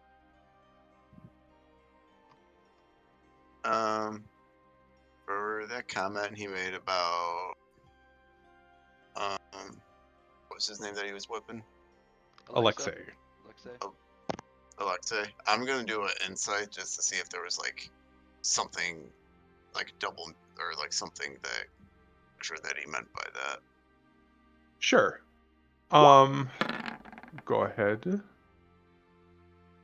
You get the feeling that he did fuck up in some way. So it's not like a particularly incredible insight roll, but despite because you caught that like that switch, you're not Yeah. fully fooled. You get the feeling he took this punishment further than he had to. Okay. Okay. And And then in yeah, fact, like I said, this kid that they've been whipping is like, he's not at 0 HP, but he's fucking close. Like they almost beat him into unconsciousness. gotcha.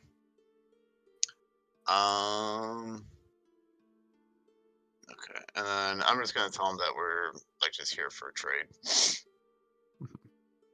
Ah, trade. That we can do. Do you bring goods or do you seek goods? Oh, we have some goods with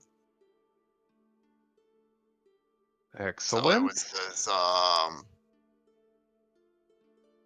yeah, no, it was what the 5 rubies was it? Mm-hmm. Yeah. Uh, Yeah. please, here, we will deal in a little bit more private. Any Sure. gestures to follow him. Are both Ayakobachi and Narla coming with him, or are you sticking around to kind of take a little bit of a closer look out here? Yeah, I want to see what type of wares they have, what type of goods they have. I mean, unless Realmir wants to Sure. back up. I mean, I'm just gonna be bargaining, so I don't think it's really gonna be too much of an issue. Okay. That's guess it's up to what Norlick wants to do. Okay. So he leads you over to a different wagon. And you notice that this barrel-topped wagon is noticeably nicer than the others. There are drapes of golden silk hanging in the windows, and the wheels have gold sun-shaped hubcaps.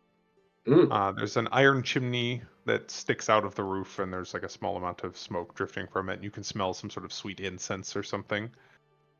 And as you step up to it, he briefly opens the door, and you can see inside, like, it's just a fucking mess. There's like empty wineskins and dirty clothes and like unfolded furs just kind of thrown about. But he pulls some sort of lever, and a portion of the side kind of flips down.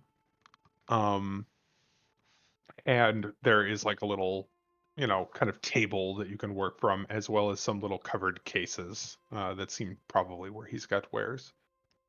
Ah, before I know what sort of goods I should show you, maybe you tell me what you have to pay with, and then we haggle something that perhaps you can afford.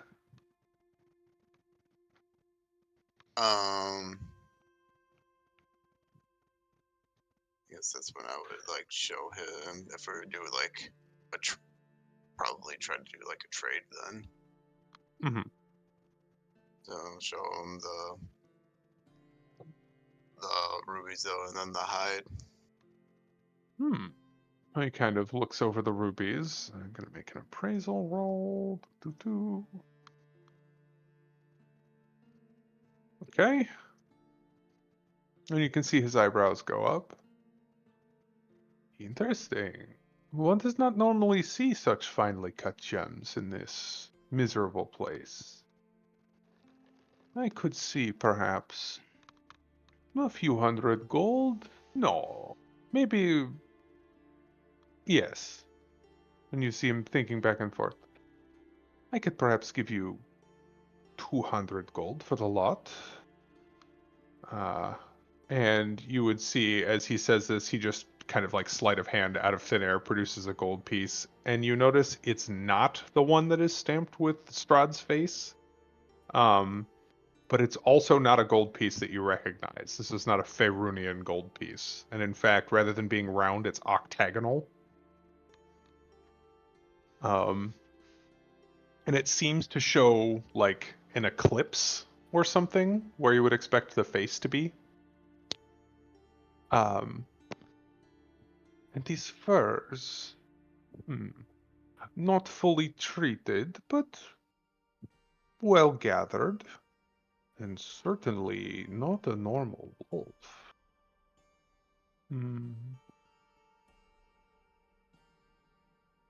4 gold for the both. Oh, how much did you say? 200 gold for all of the gems, and 4 gold for the 2 wolf pelts.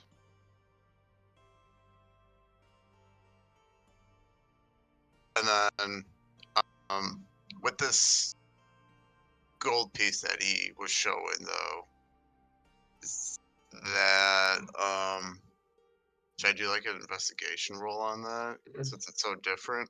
See if it's Sure. like, see if he should like trying to shice me. Go ahead and take a look. Investigation. Yeah, he said. Okay.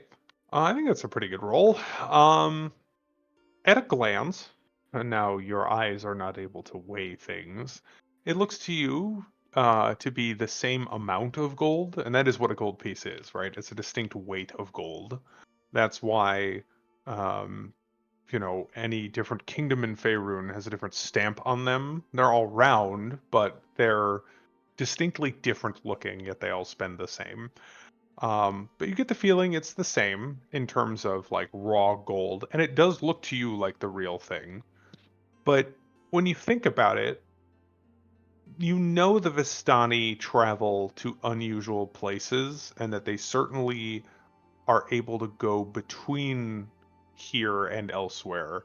This might be gold that's not even from Faerun at all. It's from an entirely different plane, but it does look to you like a gold piece. So, it is real though. That's what you seem to think. Like, as far as you can tell, yeah, it just looks like a gold piece. It's just a really foreign one. Okay. Um, it seems like a lot of money that he's asking for, because how it was originally worth 50. No, 200 total. Not Each 200. ruby is Oh, each ruby is worth 50. So it's 50. 250 gold baseline at its base worth. Oh, Yes. okay. I He's thought it was. undercutting you. He's undercutting me. Okay. He's undercutting you, but also have to think about the market. Okay. People in Barovia don't have these things, but they don't have the money to buy these things. The people that travel outside of Barovia can get whatever the fuck they want. Mm-hmm. Okay. I'm gonna do a persuasion roll then, seeing if he could bump it up to Sure. 250 for the rubies then. All right. What angle are you taking? Like, oh well, I'm fairly sure I know the wealth of, or the value of these, or like, what are you saying to him? Vaguely. Doesn't have to be perfectly phrased. Because it's like, yeah, I'll just say like something along those lines. It's like, I know the value of these, and you know the value of these, and you could probably get to 250 for the lot for them. I'm not gonna try to bargain with the wolf pellets. That's not really. I'm sorry. Okay. Yeah, I'm Yeah. not. Yeah, wolf pellets. That was just something that we just ended up Yeah. getting. Yeah. So It's a tack on. So you're primarily after the gems. Go ahead and give me your persuasion. Wow, +8. That is a very good roll. I don't know if I can even beat that, but okay. And you see he kind of throws up his hands, and again, as he does, that gold piece is just gone. Sleight of hand. Well, can you blame me? Here, it can be often difficult to find valuable goods, but now that I look again, I suppose you are right. 250 gold would be fair, but maybe perhaps you would take 245? You understand, it is a long way from here to anywhere that I can sell them for that amount. A small amount of fee for taking the effort of finding a market of greater size. I'll take that because I'll be basically just short the one because of the wolf pellet. So yeah. Very well. 249 gold. And he will, like, literally take a bag, tap on the side of the wagon, and a little, like, spigot opens up, and you can see gold pours into it, and he cinches it, gives it away, shakes his head, takes 3 gold out, tucks them back into the slot, and closes it and hands it to you.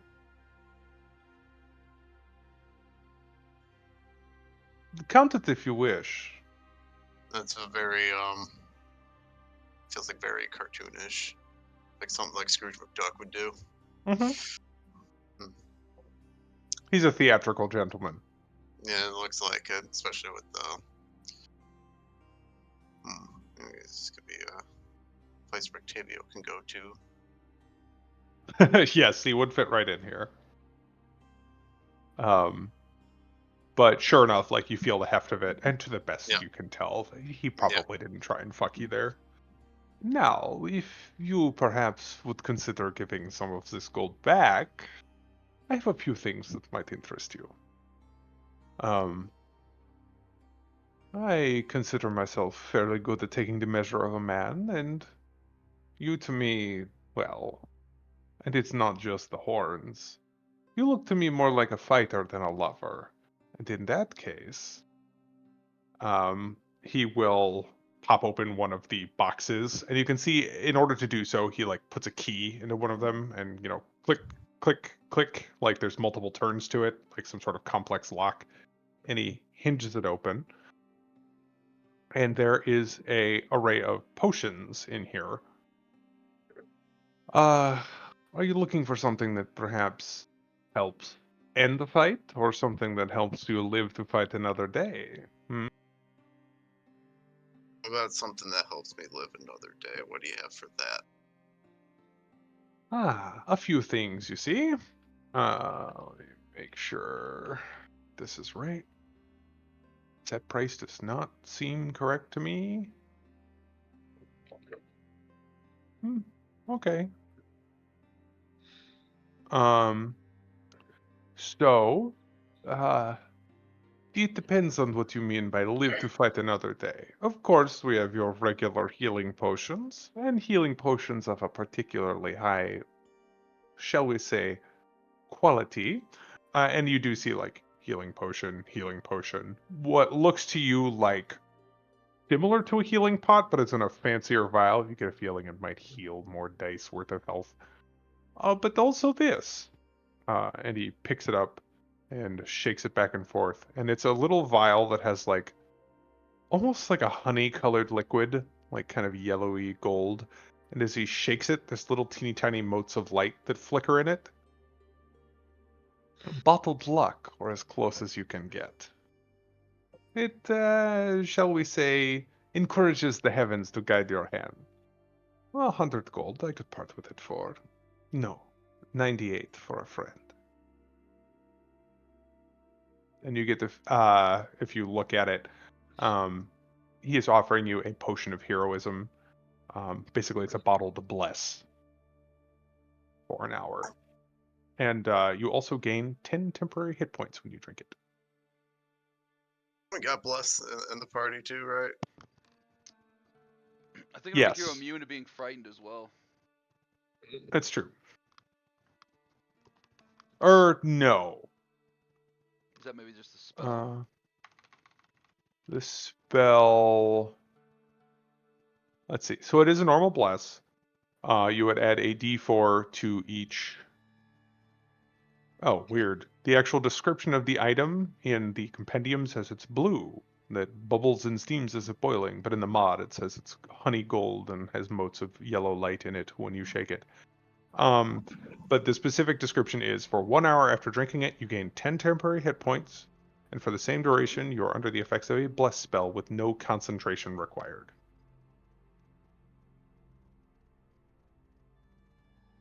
And then as you look at the healing potions, there are 2 standard healing potions, and I'll just hand wave him talking about price. He would offer each of those to you for 55 gold apiece.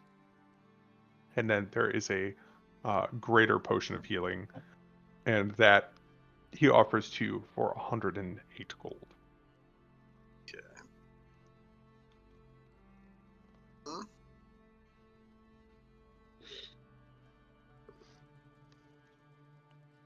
And then Aaron.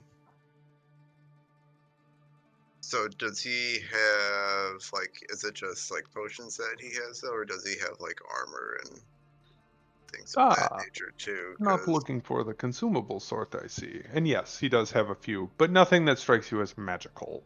He kind of like, I was gonna hops say on the wagon, another section folds down. since Go ahead. since since Iravir gave me these rubies, I was seeing if I could find a armor upgrade for him. Ah, well, that's nice of you to do. Unfortunately, if you're looking for half plate, which he does have, you're looking more at like the 600 gold and up cost. Oh, Um, however, um, you do note that he has some interesting scraps. It looks like perhaps like a set was damaged badly enough that he only kept like the actual gorget that like protects the neck and like just the breastplate. But you connect that there is a broken set back in town that is missing the breastplate. And he and this goes, well, it won't really protect you, but I sell it because if you look, there's very fine inlay. And sure enough, it's, your typical like steel, but there is like extremely intricate filigree work that has been done along the neck and along the front. And while it's not the scales of Kelimvor, the chest seems to depict like a sunrise motif. There's like a horizon line and then rays of the sun with like the vague indication all done up in like what looks like silver to you. Um, this perhaps, yeah. And he thinks, for a discerning gentleman such as yourself, if you're looking to wow your enemies with your sense of style, 130 gold just for these plates. how much was it for the other piece in town? I think it was 200, but also you haven't. I'm just going to give you like a character thought. Yeah. Do with it what you will. You did make friends with Arasek to an extent, and he doesn't know you stole from him. Um, but while he offered you, yes, he had asked 200 gold for the ruined set. But you did save the town.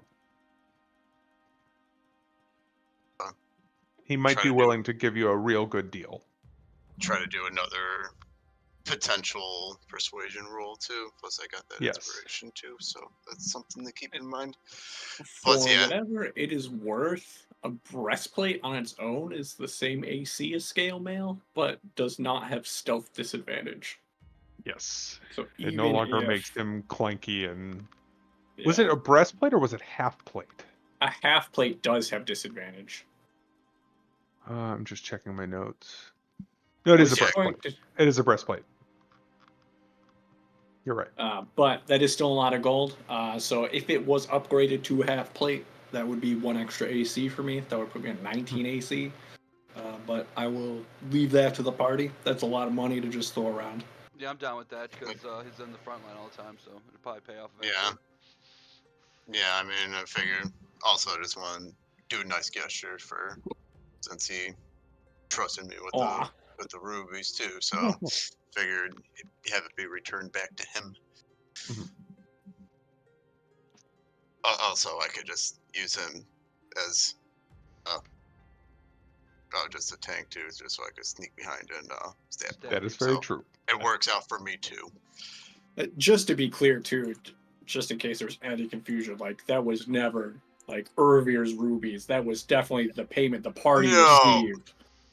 Yeah, Yeah. I just didn't want you to think that that was like some true grand gesture of friendship. No, Irvir's just making sure everybody got their fair share. Sure. that's But you fair did get enough. the money because you were able to cleanse the wine. Yeah. So That is true. But I also got an armor upgrade not too long ago through other means, so the 5-finger discount. yeah.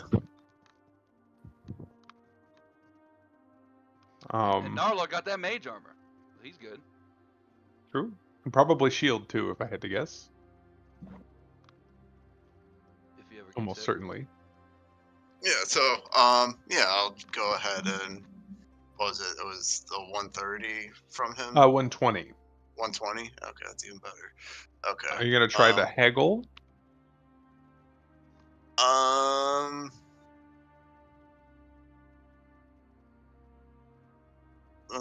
Yeah, sure, I could give it another shot. It's like since it's not like a complete set though, and it looks a little damaged though, how about we do it for 105? Give me your persuasion. And I'm giving you a little bit of a nudge from how good that previous one was. Ooh, good again. He thinks about it. Very well. You're right.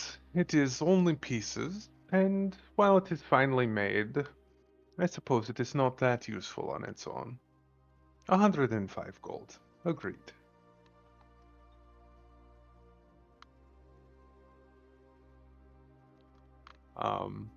Is there 240. anything else that catches your eye here, or will that be all for you? I think that'll be it.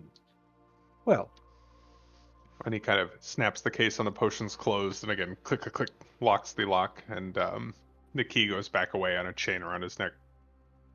If you change your mind, we shall be here for at least another few days before we go arranging again. That is A-ranging, not arranging. Of course, every so often we do stop by again. Although that can be kind of hard to schedule. The time between inside the fog and out is, how you say, wishy-washy.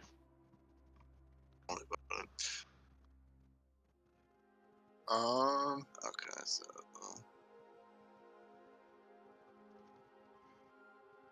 And in fact, off to the side, I think, talking just kind of like in Ayakabachi's ear, the other one, Luvash kind of mutters, "You should have seen the time we arrived before we left. Very confusing."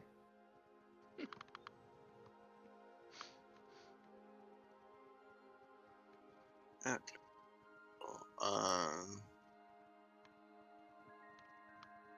Guess should I just add the armor and Yeah, my you just inventory? add it as like partial breastplate.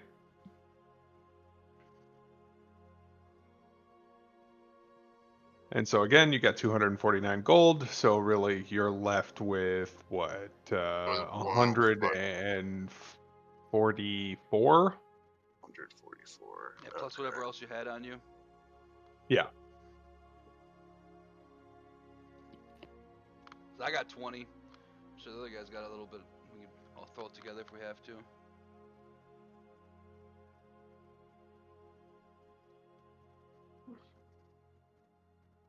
That's at least a small amount of purchasing power. Not going to be buying any elaborate magic items, but Yeah, at least upgrade the squad though. And I can always make healing potions if we find more stuff. It'll take Mhm. longer, but we'll get one. and I will say you're going to have probably a couple of days here of not downtime, but build time. And in fact, we might have to yada yada yada a little bit so that we don't bog down 5 sessions in a row with. And then you dicked around town for 4 hours. Right. Um, Because I imagine we still want to talk to Casimir, and then mhm, we're definitely gonna want to go back to that shop and talk to that guy about that armor. for sure. I assume Um, Walker's still on the agenda for today as well. Yes. Although, given the real lifetime, we might have to get to walk there first thing next session. I will say. Oh. Interesting. That's where that hook is. Buried in one line of text here. I will say that um, you guys did a lot of like the setup for this, and I will definitely be able to hit the ground running and kind of move through probably the next several days, all in the next session. Mm-hmm. But as you're kind of finishing up counting out the coins and everything here, Ralmir, I think if you are open to it, both Narlag and Ayakabachi, Luvash would kind of catch one of your elbows and just kind of like gently pull you away and like, um, I hate to ask, especially because you do not know us, but you saw the mess in the tent. There's a reason for this. Aragal, he has a daughter. She has been missing now for nearly a day and a half. Alexei was responsible for watching her. And I can tell, while you are perhaps of a slightly rougher sort, that maybe you could be persuaded to ensure that this child does not go missing permanently. I fear perhaps she was taken by someone in town. And a 7-year-old, well, she should not be on her own for fear of worse things happening. Could you perhaps inquire? The townsfolk are not particularly fond of us. I fear what has happened to her.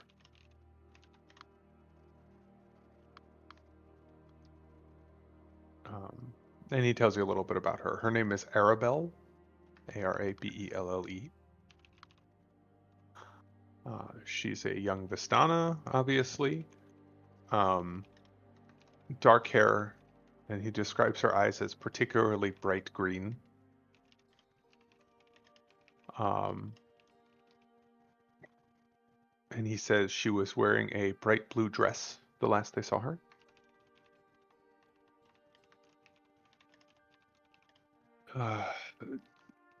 Aragal is too proud to ask outsiders for help, but I care about the girl. I do not wish for any harm to come to her. Yakubachi will ask, do you have anything that she owned, any possessions she held closely? This prey you speak of? He quirks an eyebrow. Pray? Is this a local... No. Could not be local. Is this a strange meaning? Yes. And like, you can see him kind of look you up and down. Yes. One moment. And as in the background, Aragol is, watching you count things out, and Rolmir is literally like grabbing handfuls of gold, and Aragol is going, 27, 36, like literally counting as you just grab handfuls and like throw it on the pile, like Rain Man style, instantaneously able to recognize how many coins. Luvash ducks into the wagon and pops back out. And there was a description of this. Sorry, 1 second while I find it. He comes out with a little burlap doll that has button eyes, like just sewn on, and it's very simple and basic. You can tell that like this is well loved and she's had it for years. It doesn't even really have like any clothes or anything, but we're talking like I think like Sackboy from fucking Little Big Planet. Super basic, kind of like a lumpy little thing made out of brown burlap fabric with little black button eyes. This was Oh, sorry, go ahead. is really her only possession other than her clothing. Do you mind if I? It will help me in my. And Yakubachi wants to say hunt, but he knows that won't understand. He'll be like, my pursuit to locate her. I can use this. I'll be sure to bring it back. And he would nod, again, casting a glance to the side to make sure that Aragol's not paying attention. As long as you bring it back with her, then yes, you may take it. And he will hand it to you. He just takes it. It's a bit- Again, like a distinct, right. tuck it away. And by the way, if you want to whip somebody, you really got to get your hips into it. And Yakubachi's gonna whip the whatever's holding the guy back, Alexia. He'll just whip at that and try to destroy it in a single blow. And like Oh, the ropes. Like, whatever's holding him back. Sure. You mean like with Thorn Whip? With Thorn Whip, yep. Okay. Give me an attack roll. Accidentally hit him. Right.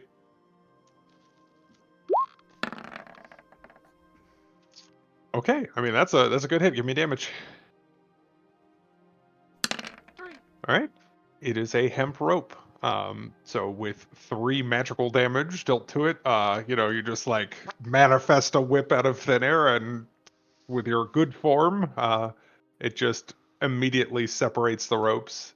Doesn't cut through like all the layers, but enough that the knot comes undone, and Alexei kind of slumps to his knees, and you can see like he lets out a long breath. First like a wince of pain, but like he's no longer being forced to stand there with his arms above his head for minutes at a time, and like there's a sigh, and Luvesh, there's like a look of very well. Clearly, you know your way around a whip, and you can see though he doesn't comment on it. There's like a moment he recognizes, like, yeah, this guy's fucking weird, but that was a kind thing of him to do. This seems to be the right person to have asked. Because again, I mean, no offense, Akabachi's a little bit of a weirdo, Mm-hmm. Socially not adept. Doesn't understand. Yes. Lives in a forest with a bunch of animals. All right. That's it for me. Very well. And yes, 105. Thank you. And he takes the gold and, like, again, pours it into a different slot higher up. It seems to clatter down into this bank. And he will wrap the armor in, like, a nice, nice, not in the terms of being, like, finely polished or anything, but a large scrap of leather to keep it safe and prevent it from getting scratched and scuffed, and will hand it over to you. So it's the breastplate and like the actual neck protector that goes with the armor. It was a pleasure doing business with you. Please do return.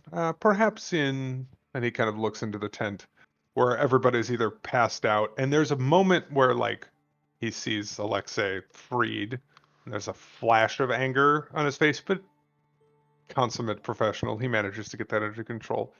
When people are more active, perhaps you could join us for a night of drinking. We do know how to party. And you get the feeling it's like 10 in the morning. This is last night's party that has wrapped up. Not like they started drinking at dawn. Like they've been at this all night and have just fallen where they have, and now it's bedtime. But yeah, they would send you on your way. And I think, just because this could be a little bit of a longer thing, as you wind your way down the spiraling path, and it seems like Ayakobachi, you've got another little thing to look into. Um, Arabelle, but other than that, seems correct. Yeah, you've got your components that you can use to finish up that new armor for Ervir. And you wind your way towards where you were directed to go in order to meet um, with Casimir. Mhm. And he has a very spooky piece of art. There's some weird, like, outliers in this high gothic art style, but I promise he's a friendlier looking fellow than this makes him appear. Hang on, where's the handout?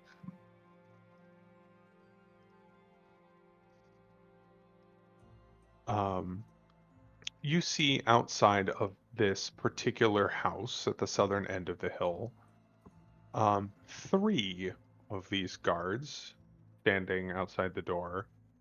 Um, but as you just mentioned, we were told to seek after Casimir. They nod and will open the door. Um, his little teeny tiny house here, there's a sort of well decorated and fairly comfortable looking home here, a little like entryway, and opens up into a single large room with a fireplace. There are wooden statuettes of various elven deities that stand in cubby holes along the wall, and a tapestry of a much nicer and more welcoming forest than the ones here hangs on the opposite wall from the door. Um, and he stands to greet you, um, not brandishing a knife, but to give you an idea of what the gray cloak, like with the high peak to it looks like. And speaks in a strangely almost like wispy and reedy voice. What an unusual trio you are. Cannot possibly be locals.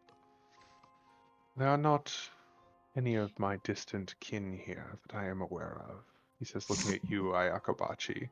And as his face is visible, again, definitely elven features, very high cheekbones, kind of hollow cheeks, pointed chin. His skin is, again, black like the color. His hair is also jet black, and his eyes are almost entirely black as well. They look like completely washed out of any real color. And you, he says, looking to you, Ralmir. Certainly an unusual fellow.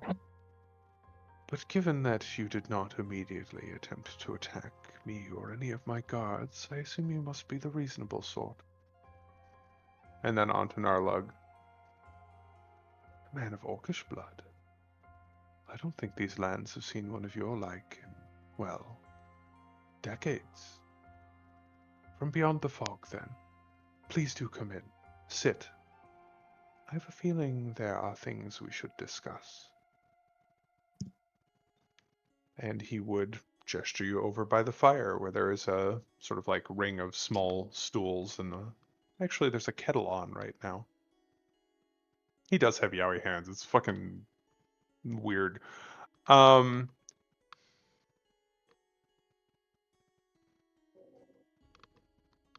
seen many cycles in this place. Years come and go. Adventurers, well, plundering in from the outside world, and not long after, dead and buried. I'm afraid it does not bode well for your future. But it would be unreasonable of me to not, well, attempt to grasp the fortune of you finding us all the way out here in the woods. There are not many that make it to our encampment. Not many so curious. First, I must ask, is there anything you need of me? Well, I was a bit curious on how you stay safe in these dangerous woods at night, and do you have any advice about those who had died before us, what mistakes they might have made? He nods. The safety, I'm afraid, is not something that I can easily share. We come from a distant land, and we settled here long before the fog did.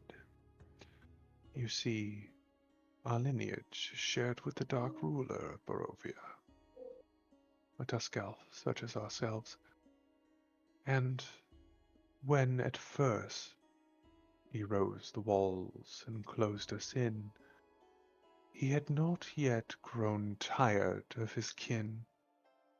We are naturally ignored by many creatures here, and the fog does not take us unless we wander deep into the borders. I am sorry that I can not offer you this protection as well. But the protection of knowledge I can grant. Many that have come before you have either made the mistake of attempting to grovel at the feet of our dear cousin, Strahd von Zarovich, earning nothing but a swift death.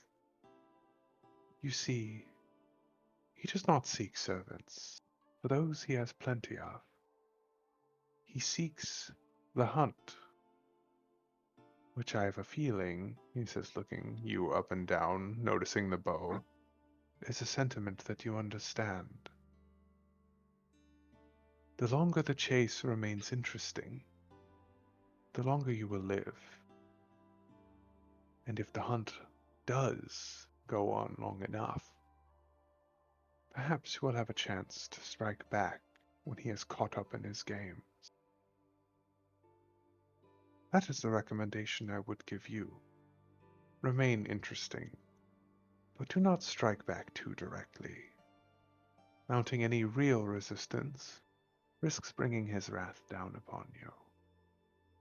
Work cleverly, hide well, and in time, he taps a finger on his chin, perhaps you might stand a chance.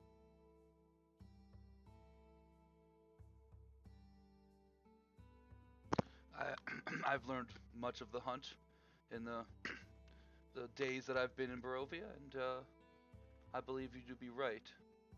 Um, I appreciate the knowledge. He nods. It would be unkind not to share it, especially as though I feel as though I must ask something of you. As I said, few of your sort have made it to our little settlement here, the last foothold we call truly our own in these lands. What I must ask you is a grim thing, and not an easy one. You see, my lineage, the Velikov family, it did not end only with me, but for many, many years my sister dwelled here as well, Katrina Velikovna, and he bows his head, and I'll type that out for you. So this is why can't I copy? Here, please.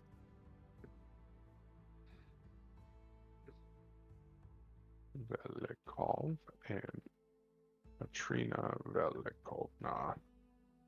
Um, Unfortunately, she was taken by Strahd. Perhaps 40, no, 50 years ago. Forgive me, time is near meaningless these days. And yet, though I know he briefly entertained himself with her as a lover, he grew tired of her, and I felt the moment when she finally died. Yet, I hear her still, In my dream, she calls to me from the catacombs below Castle Ravenloft. And I feel, well, each of us that has followed our former leader into these dark lands has committed many sins. In her torture and in her death, she has repented for hers. I ask that you seek out her bones and lay her to proper rest.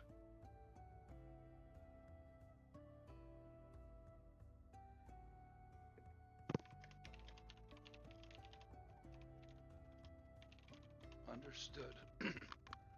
Okay. We will add that to the list of people we're looking for. And he notices that that's kind of like a partial agreement. Um, I recognize that this is a perhaps unreasonable request, but if you do sincerely agree, and he looks at you carefully, there's information I might share. Information that poses a great risk to me and mine, he says, gesturing vaguely at, this little settlement around. But I think perhaps information that is of distinct value to one such as yourself that seems to desire the end of our Dark Overlord. Do you swear to attempt to free Petrina? And Echobachi's running out of things to stab himself with, but he's gonna take out another dagger, cut his wrist, Mm-hmm. cut his palm, and go to and give him the dagger that's bloody, and say, Mm-hmm. "I swear, I'll do my absolute best I can." And without any hesitation, he cuts his own palm and grasps your hand in a handshake. Very well then. There's a place high in the mountains, far to the west of here. A place that few who still live even know exists. Lost to time, centuries long gone. The Amber Temple. I cannot say for certain that it is the root of Lord Strahd's pact, but I do know that at the end of our conquest of these lands, in a time when he was still mortal, he traveled there with his cohort and returned alone and changed. I believe that is where the dark, deep shadow that he draws his power from resides. A dangerous place lost to time, but one where you may find answers, and perhaps even a solution. You Thank you. must travel beyond the Solinka Pass, and there you will find it. And that is Amber Temple. And let me look for the spelling of Solinka Pass. It's not in this passage. I just know that that's what it is. Oh, it's actually what I thought it was.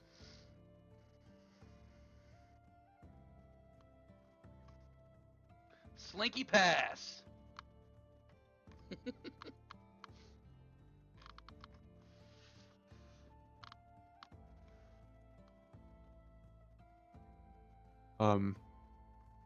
And Map says Tolsenka. yeah, it's spelled wrong.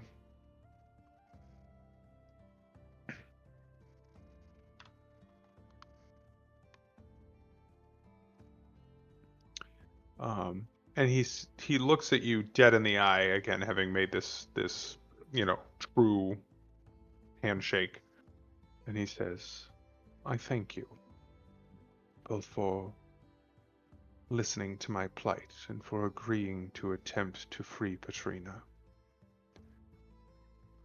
I'm sure in time, as the centuries pass, you will begin to understand Sometimes old wounds fester, and the salve that can heal them, well, it must be grasped at when the opportunity presents itself.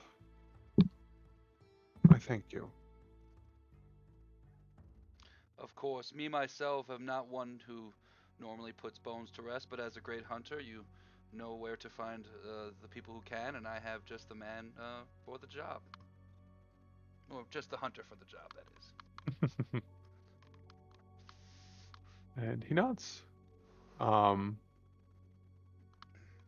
I can offer little in manner of material assistance, but if the assistance that you require is magical in nature, there is a possibility I may be able to assist.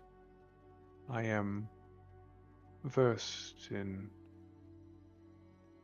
divination, as I believe it is called these days. All you must do is ask, and I shall help if I can. Mm. Well, that could come in a lot of handy. Our resident magic user is our orc friend here. And he kind of looks you up and down, Narlug. Well, color me surprised. Um, I would not have taken one with a physique such as yours as the scholarly sort. And yet, now that I look closer, I do see the tome. Perhaps we should exchange notes sometime. And Narlog will get excited at the sound that he loves obtaining new knowledge. And sure enough, I mean, he has a spell book as well. He is a wizard, which means that you two Oh, can fuck yeah. actually, yes. Sure notes.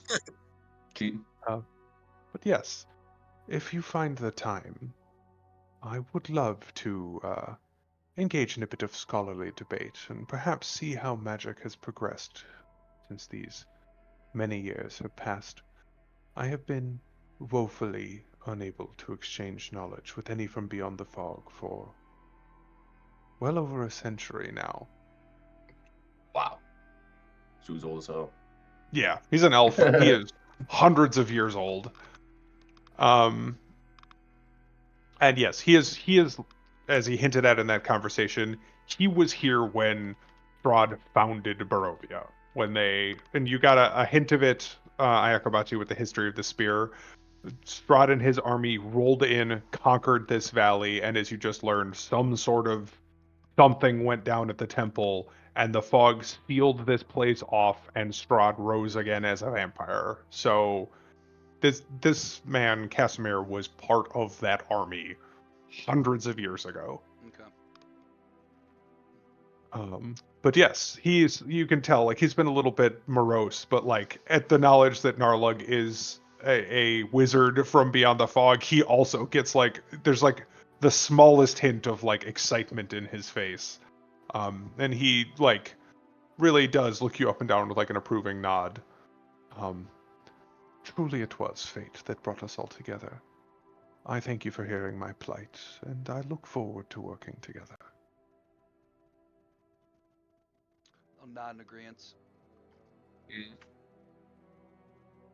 And yeah, he would, entertain you for however long it takes you to finish your tea, and would send you on your way with seemingly some very well prepared like packs of rations and stuff to help you because he knows that it is going to be a trip and a fucking half to get up into the mountains and everything when you do go. Um, but he will leave you as you are heading out with one final bit of warning.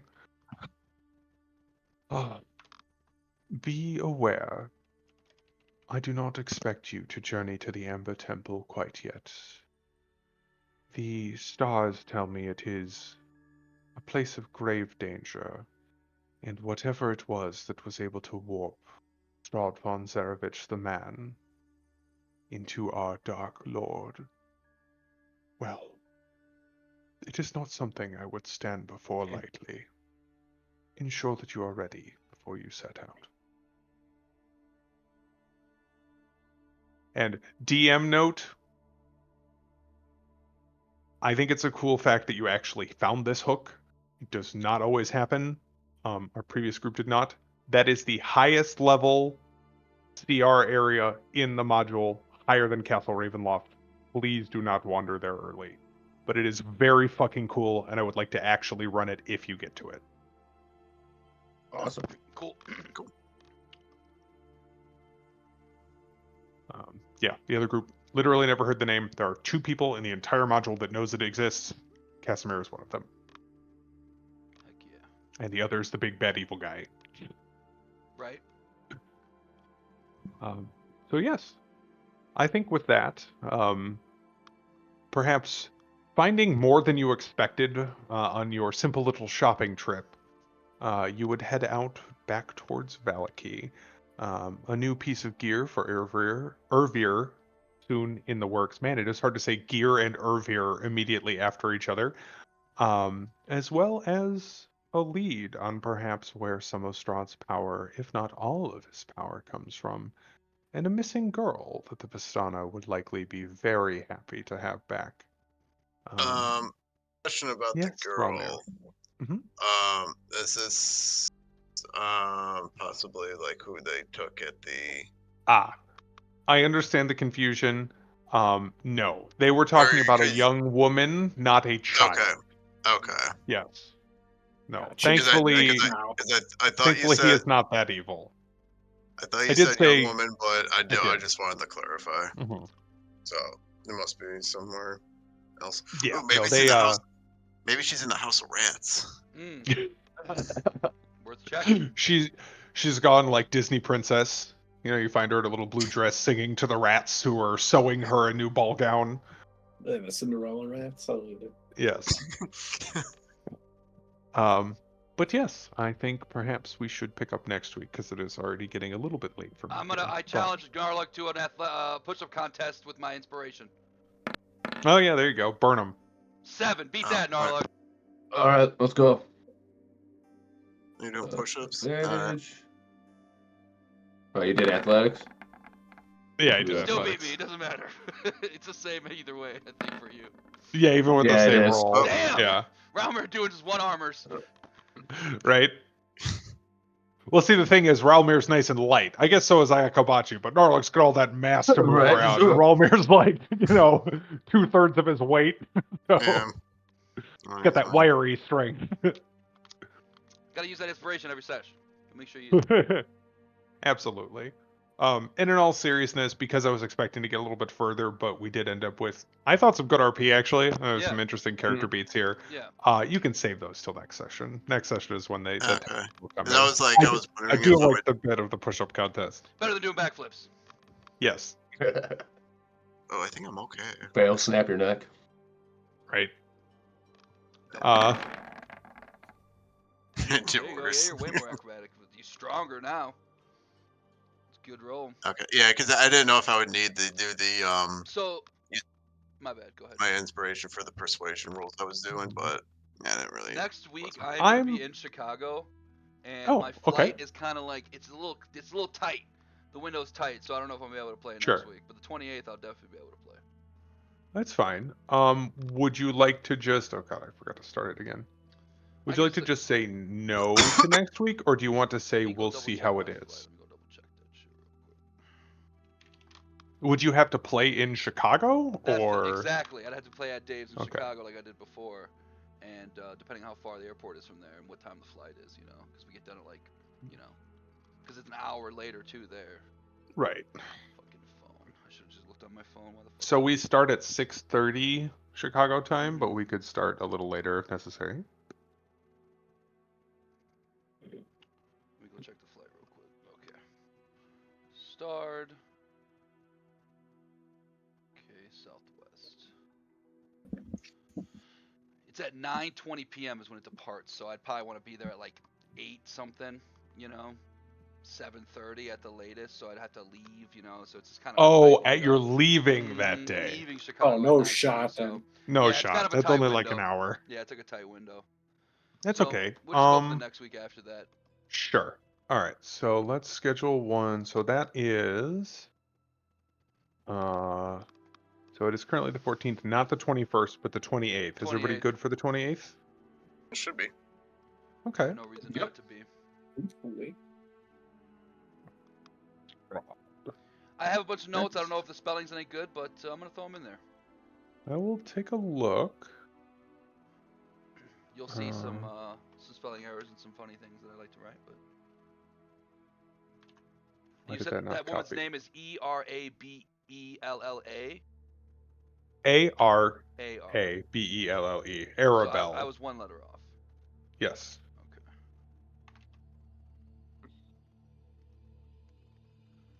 Like cashmere whores? Question mark? I wrote that Horse? when I Horse- wrote that the horse moment he question said. mark.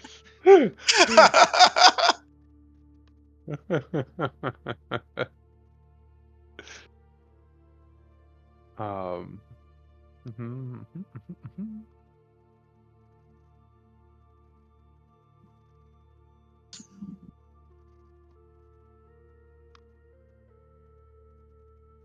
Let's see. Sunken Pass, Bunker, Amber Temple.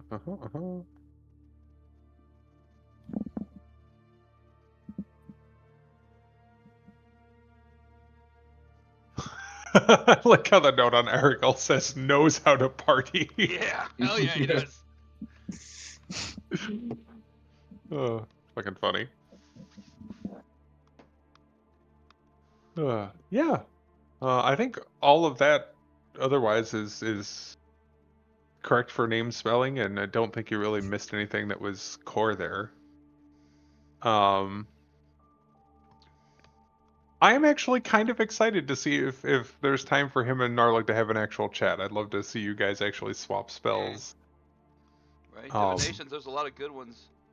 There's a lot of like You know one of future them as shit. well, which might help impress him, because you do already know Identify, which is a divination spell. Arcane Eye is a But really that's popular one.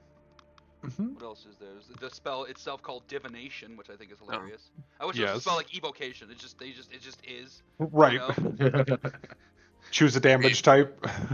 Be aware, Bah. don't expect to travel there yet. It's dangerous as fuck. It's dangerous as fuck. Yep, it is true. Would warp Strahd into a vampire.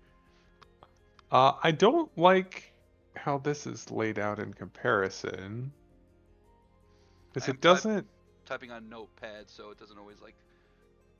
I don't type in complete. Oh, I sentences don't mean either. that. I mean the mod. Oh. Where's the fucking thing? Does Narlik have a spell that could engrave metal?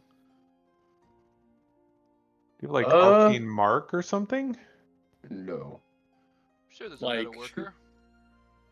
To put a set of scales inside of a sun. Ah. You could probably find an artisan that could do that. I figured.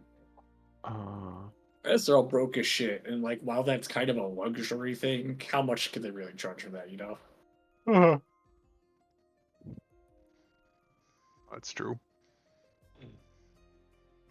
Is there not? There it is. Yeah, so I don't think I agree with this, but they state that Castle Ravenloft before you dip in there should be 9th level or higher, and the Amber Temple should be 11th or higher, just so you know. They also say you're supposed to go to Ravenloft like 30 times. Yeah. Well, you can go to Ravenloft at level 1 if you accept his Yeah. invitation to out. come for dinner. See what we're I'm up sure against. nothing bad will happen. Right. Right? Surely. I've given a lot of thought to how I would run that encounter, and of course neither party took me up on it, and I don't blame you. Like, it screams bad idea in all caps, you know? I think it would be really cool, but it's like, oh, do you want to fail your escort quest right out of the gate? Not Right. really. Mhm. I think that's the clear thing where it's like, almost certainly that's gonna end like we might walk out of there, but I don't think he's gonna let her go, you know. Right. But yeah. Heck yeah. I know that Anyway. he's probably not able to be humanized to any extent, but I have wondered how a conversation like that might go, where it's like, honestly, bro, just want to like ceasefire for like the next couple hours. Like we could just sit and shoot the shit. Like you're bored as fuck. You don't know what's going on. You're here because you want something to play with. Well, let us tell you some shit about the outside, man. Well, and like I do legitimately think that there is an argument to be made for that in character without any flexing from Strahd. Like he's inviting you in and hosting you for dinner. He is an old world noble. There is the right of hospitality. As long as you don't act a It's fool. right, But, unless like, you get uppity and try and stab him at dinner, like he's going to feed you and have a civil conversation and let you go because that is what you do. That is proper. You know? And if you piss him off, you've seen he gets kind of animalistic and ridiculous when he gets mad. But if you were to have a pleasant conversation with him, he probably would be like, well, eventually I'm going to kill you. But for now, we could have a pleasant evening and then maybe a few months of a chase, if you put up a good fight. But like, if you're not like, well, fuck you, we'll fight now then. I'm level 1, full of piss and vinegar. Like, he probably would just be like, more than anything, trying to get a feel for the people and like suss out whether or not you are going to be entertaining or not. You know? Um, Exactly. and I think that has the opportunity to be a very tense roleplay encounter. Yeah, I think it could be interesting as hell. Be I'm like not a even fun, Irina up for it. Right. I mean, be kind of fun for like a what if like one shot. Right? That's true. Yeah, like how would this have gone? Right. That would be kind of I would fun. say it's like it obviously it's the whole thing is like he should be hosting us for hospitality, whatever, but it's like we could set out a picnic. Be like, Right. we're not super keen on going into dungeon, like we kinda believe you, but like, there's always that what if. So like neutral ground. Truce, everyone agree, shake. Zone of truth, shake. Big brain.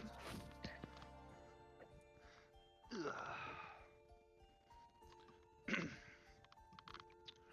think I'm gonna make a steak and watch some Raw. That sounds good. You excited for Mania? Yeah, me and Dave are gonna go watch Yep. it at my buddy's place. He's having like Sick. a 3-day weekend party. He's all into it. He's getting a bunch of food. They said Dave's getting his own thing of chicken. Hell yeah. His I'm own gonna smash that beans. entire tray. Nice. Jake and I are busy on Saturday, but have nothing on Sunday, so we're gonna do the absolutely unhinged thing, and we're gonna watch NXT Stand and Deliver, WrestleMania Night 1 and WrestleMania Night 2 all in a row on Sunday. That'd be fun. Yeah, we're probably. I don't know what we're gonna do Saturday night. I think I'm gonna go out to dinner with my family. Dave, you're invited. I don't know if I told you, Yeah. but after that, I mean, they're old, so they're gonna go be bed by 7. I mean, I'm sure we'll have something to figure out. It's fucking, Mania's in Vegas, so like that's Yeah. when it starts. Exactly. It's like So it's like West Coast, so yeah, exactly. It's gonna be later. So yeah, definitely watch Sunday, but probably catch a little bit yeah. of Saturday. I'm sure they'll have. I'm really excited for the triple threat with Rhea Ripley and on Bella Blair and Oh yeah. That'll be a good Neo match. Sky or Nico Sky. I forget what her name is. But she's Io Sky. Io Sky, yeah. Yeah, she's fucking crazy. She's pretty cool. She's pretty good. Yeah, I watched her whole run in NXT and she was incredible. Yeah, she does a lot of cool high flying stuff, Mm-hmm. which is good because like the other girls don't as much. I mean, Rhea Ripley, they're not as known for that, so it's kind of cool to see that contrast. Right. For sure. I was Yeah, having, really the only other. I was having Go Putz ahead. watch it, and he was getting all excited watching. We were watching 2 weeks ago. This last week wasn't that great, but 2 weeks ago was really good. Yeah, the only other woman that I can think of on the main card that's like a known high flyer is actually Kyrie, who's also her partner at the moment, I assume, still. So, Yeah, they're always together. but yeah, she did this. Io did a spot in NXT that is like the most unhinged thing I've ever seen, and it was fucking amazing. There's a War Games match, which is like a cage match with a whole bunch of bullshit extra rules. But the final spot is she drags a trash can to the top of the cage. She puts it on her own head and moonsaults off of the cage into a pack of the other team that's in the match. Yeah. Crazy. I thought she was dead for sure. But that woman is just bananas. Yeah. And also, if you're watching Raw, you've seen Penta, who's Yeah, new. Penta's awesome. Penta's sick. There's a fucking awesome match in Lucha Underground, which is like not a WWE product. Right. It's a different thing that they did for a while. But Penta's like a straight up heel. He's like breaking people's arms left and right. And finally, this group of assassins comes for him. They're the like the Jade Lotus Triad, I think they're called. And